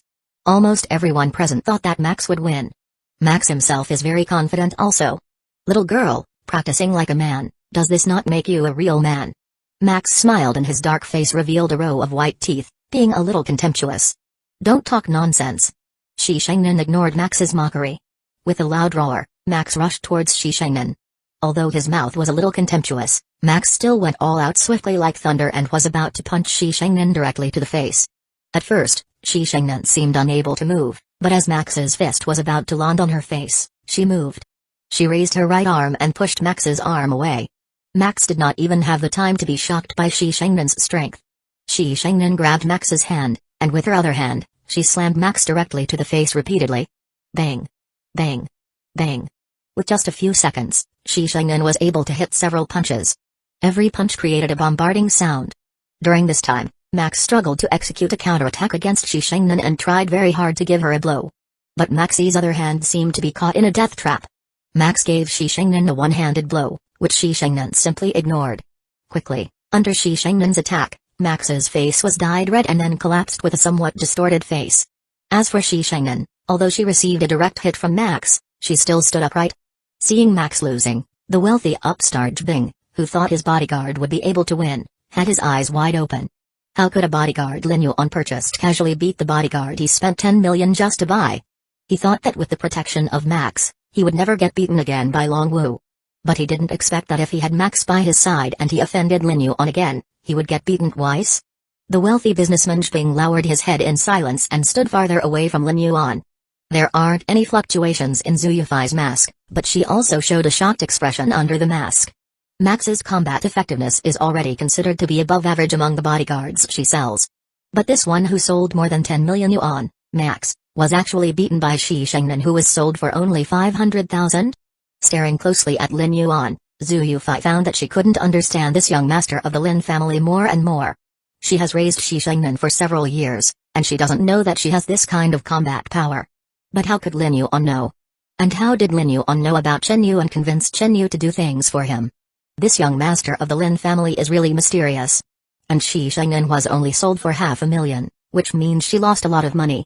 Chen Yu also looked at Shi Shengnan with a rather unexpected look, as well as a trace of caution in her eyes. She is confident of her own strength, but facing Shi Shengnan's close combat strength, she dares not to say that she will be able to fight back. Different from everyone's shocked expression, Lin Yuan remained the same. Shi Shengnan is comparable to Yi Feng, the protagonist. So, if she can't beat Max, Lin Yuan does not need to come and buy her. After winning, Shi Shengnan didn't have much excitement. Instead, she stepped down and bent over and said to Lin Yuan, "Young master." Lin Yuan was not excited by Shi Shengnan's victory and said in a calm tone, "This is the first time you have been disobedient, and hopefully it is also the last time. As my bodyguard, I need you to be completely obedient, otherwise, there will only be one end. Death." The word was picked up by Shi Shengnan. She could hear the meaning of Lin Yuan's plain words. Shi Shengnan is now Lin Yuan's bodyguard, and the contract has already been signed. Lin Yuan was very kind to her, and Shi Shengnan was also very grateful. She just has to be baptized, which was considered a slight violation of Lin Yuan's position, so Shi Shengnan was not dissatisfied with Lin Yuan's warning. Instead, she understood him very much. And just as she said before, after the baptism, she will work faithfully for Lin Yuan. Looking at Shi Shengnan's attitude, her loyalty is intact. Lin Yuan nodded in satisfaction, turned around, and prepared to leave. Young Master Lin's eyes are really vicious. I lost a lot when Shi Shengnan was sold for only 500,000. But the person who sold her has no choice but to accept the loss. Happy transaction, young Master Lin. Zhu Yufei, who was standing next to Lin Yuan, stretched out her slender white hand to Lin Yuan.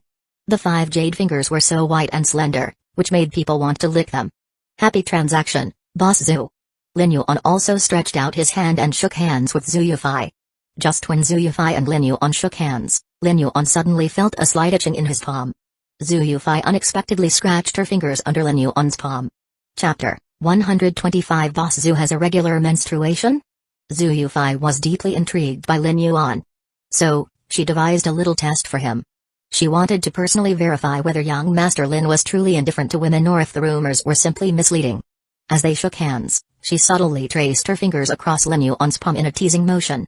Lin Yuan's eyes flickered with a brief moment of surprise at Zhu Yufei's sudden action. This enchanting woman had a personality that was both alluring and infuriating. But he had no intention of letting himself be toyed with or taken advantage of. So, Lin Yuan decided to play along. Just as Zhu Yufei was about to pull her hand back, Lin Yuan firmly grasped her slender, delicate fingers, preventing her from retreating so easily. Zhu Yufei's eyes widened slightly as she glanced at him and asked in a cool, composed tone, "Young Master Lin, what exactly do you mean by this?" Her voice carried a hint of frost, as no man had ever dared to take advantage of her so brazenly. The tension in the room was palpable. The sheer intensity of Zhu Yufei's aura was enough to make the wealthy businessman Zhbing and his assistant Fang feel suffocated with pressure, their faces paling in fear. However, Lin Yuan merely smiled in response. "Boss Zhu, now I understand why you mentioned earlier that you didn't want to see blood. Have you been experiencing irregular menstruation lately?" His tone was casual yet confident. "I happen to be quite skilled in medicine, and from a simple observation, I could diagnose your condition." "No wonder." With those words, Lin Yuan let go of her hand, his expression unwavering. Zhu Yufei was momentarily stunned, taken aback by his unexpected response. A mix of embarrassment and amusement flickered across her face before she let out a light, melodious laugh. Interesting. Truly interesting. She had to admit, this young Master Lin was not only perceptive but also daring. He had accurately diagnosed her recent irregular menstruation with just a glance, something that even some experienced doctors might struggle with. More impressively, he had turned his action of holding her hand into a perfectly justifiable excuse, preventing her from getting upset with him. Zhbing, who had originally intended to demand compensation from Boss Zhu, now found himself reconsidering his position. Seeing the strange yet inexplicable chemistry between Lin Yuan and Zhu Yufei, a deep sense of unease crept into his heart. He felt that if he stayed any longer, his own life might be at risk. Although Shi Shengnin's attack on Max had been forceful, it wasn't intended to be fatal. Taking advantage of that, Zhbing, with the assistance of bartender Zhao Qi, quickly carried the bloodied Max out of the establishment, leaving without further protest. Meanwhile, Zhu Yufei extended her flawless jade-like hand toward Lin Yuan once more, her lips curling into a playful smile. "I truly didn't expect young Master Lin to possess such profound medical expertise. Perhaps you can treat me and determine the exact cause of my irregular menstruation?" Her movements, combined with her already enchanting beauty, became even more captivating, exuding an irresistible charm. A lesser man would have been completely enthralled by her bold gesture. However, Lin Yuan remained composed, unfazed by her provocative approach. Instead, he smirked and replied, "Boss Zhu, my earlier diagnosis was based purely on intuition. If you truly require medical treatment, I must charge a fee." "Oh? A fee?" Zhu Yufei's eyes gleamed with amusement. "I wonder, is young Master Lin requesting monetary compensation, or perhaps some other form of payment?" Her voice was rich with seduction, carrying an undeniable allure that could easily sway any man. Lin Yuan, however, had no interest in playing along any further. To Zhu Yufei, their current dynamic was not one of equals. She likely viewed him as an entertaining plaything, something to amuse herself with for the moment. But Lin Yuan had no desire to waste time in meaningless flirtation. Without hesitation, he turned around and said indifferently, "Boss Zhu, your condition is minor. Simply drink more warm water. If you ever suffer from a serious illness that requires my expertise, you may seek me out then." Seeing Lin Yuan decisively walk away without a second thought, Zhu Yufei arched an eyebrow in curiosity. "Drink more hot water?" she murmured with a smirk. Young Master Lin Yuan is truly an interesting man. If young Master Lin Yuan ever comes to Yan. Before she could finish her sentence, Lin Yuan interrupted her. "If I ever visit Yanjing in the future, I can find you at the Zhu family estate, right? Boss Zhu Yufei?" Zhu Yufei's eyes flickered with surprise at his words. However, before she could respond, Lin Yuan had already exited the establishment. Watching his retreating figure, Zhu Yufei let out a soft chuckle and whispered to herself, "So, this young Master Lin knew my identity all along?" A gleam of intrigue flashed in her eyes as she added, "Interesting. Very interesting. I will remember you, young Master Lin." On the other side of the city, Lin Yuan had already left Scarlet Bar with Shi Shengnan and Chen Yu. Originally, he had only come with Long Wu, but now 2 additional people were accompanying them. Fortunately, he had instructed Long Wu to bring a Rolls-Royce, ensuring a comfortable ride back. Long Wu took the driver's seat, while Lin Yuan sat beside him in the front. Shi Shengnan and Chen Yu occupied the back seats. "Drive to Hope Cake Shop first," Lin Yuan instructed Long Wu calmly. Upon arrival, Lin Yuan stepped out of the car and motioned for Chen Yu to follow him. Pointing through the glass window at Caillou Wangxi, who was inside the cake shop, he said, "You will be responsible for protecting her." Chen Yu's expression immediately turned cold. "I refuse. I agreed to work for you, but I never agreed to play the role of a bodyguard, let alone babysit someone." Lin Yuan remained unfazed by her defiance. "You said it yourself, you're working for me. That means following orders." Chen Yu narrowed her eyes. "You also said you'd help me destroy the Chen family." Lin Yuan met her gaze with an indifferent smirk. "And I will. But do you expect me to march into the Chen family's estate right now with a sword and start slashing everyone apart? Do you think this is some foreign battlefield where brute force alone solves everything?" His voice turned sharp. "In war, at least you can see the flesh and blood of your enemies. But in this world, battles are fought silently. People are devoured without leaving a single trace of their remains. If you want to destroy the Chen family, patience is required. You can either wait for my plan to unfold or charge into their mansion with a knife right now. Your choice." Unlike the straightforward and loyal Shi Shengnan, Chen Yu was an unruly and prideful killer. Lin Yuan had no problem putting her in her place when necessary. Sure enough, Chen Yu furrowed her brows at his words. She disliked his condescending tone, but she couldn't deny that what he said made sense. He had only just taken her out of the bloody tavern. It was unrealistic to expect an immediate assault on the Chen family. Still, she was unwilling to waste time. "Fine. I'll protect your little girlfriend for 7 days. No more than that. If you make me do this for longer, I'm returning to the bloody tavern," Chen Yu said sharply, crossing her arms. Lin Yuan smirked. "Relax. In less than 3 days, your sword Piaozu will taste the blood of the Chen family." Chen Yu's eyes widened slightly at his words. Piaozu, the name of her beloved sword. How did Lin Yuan know? Hadn't he just said they couldn't move against the Chen family so soon? For the first time, she looked at Lin Yuan with a hint of genuine intrigue. Perhaps he truly did have a plan in motion.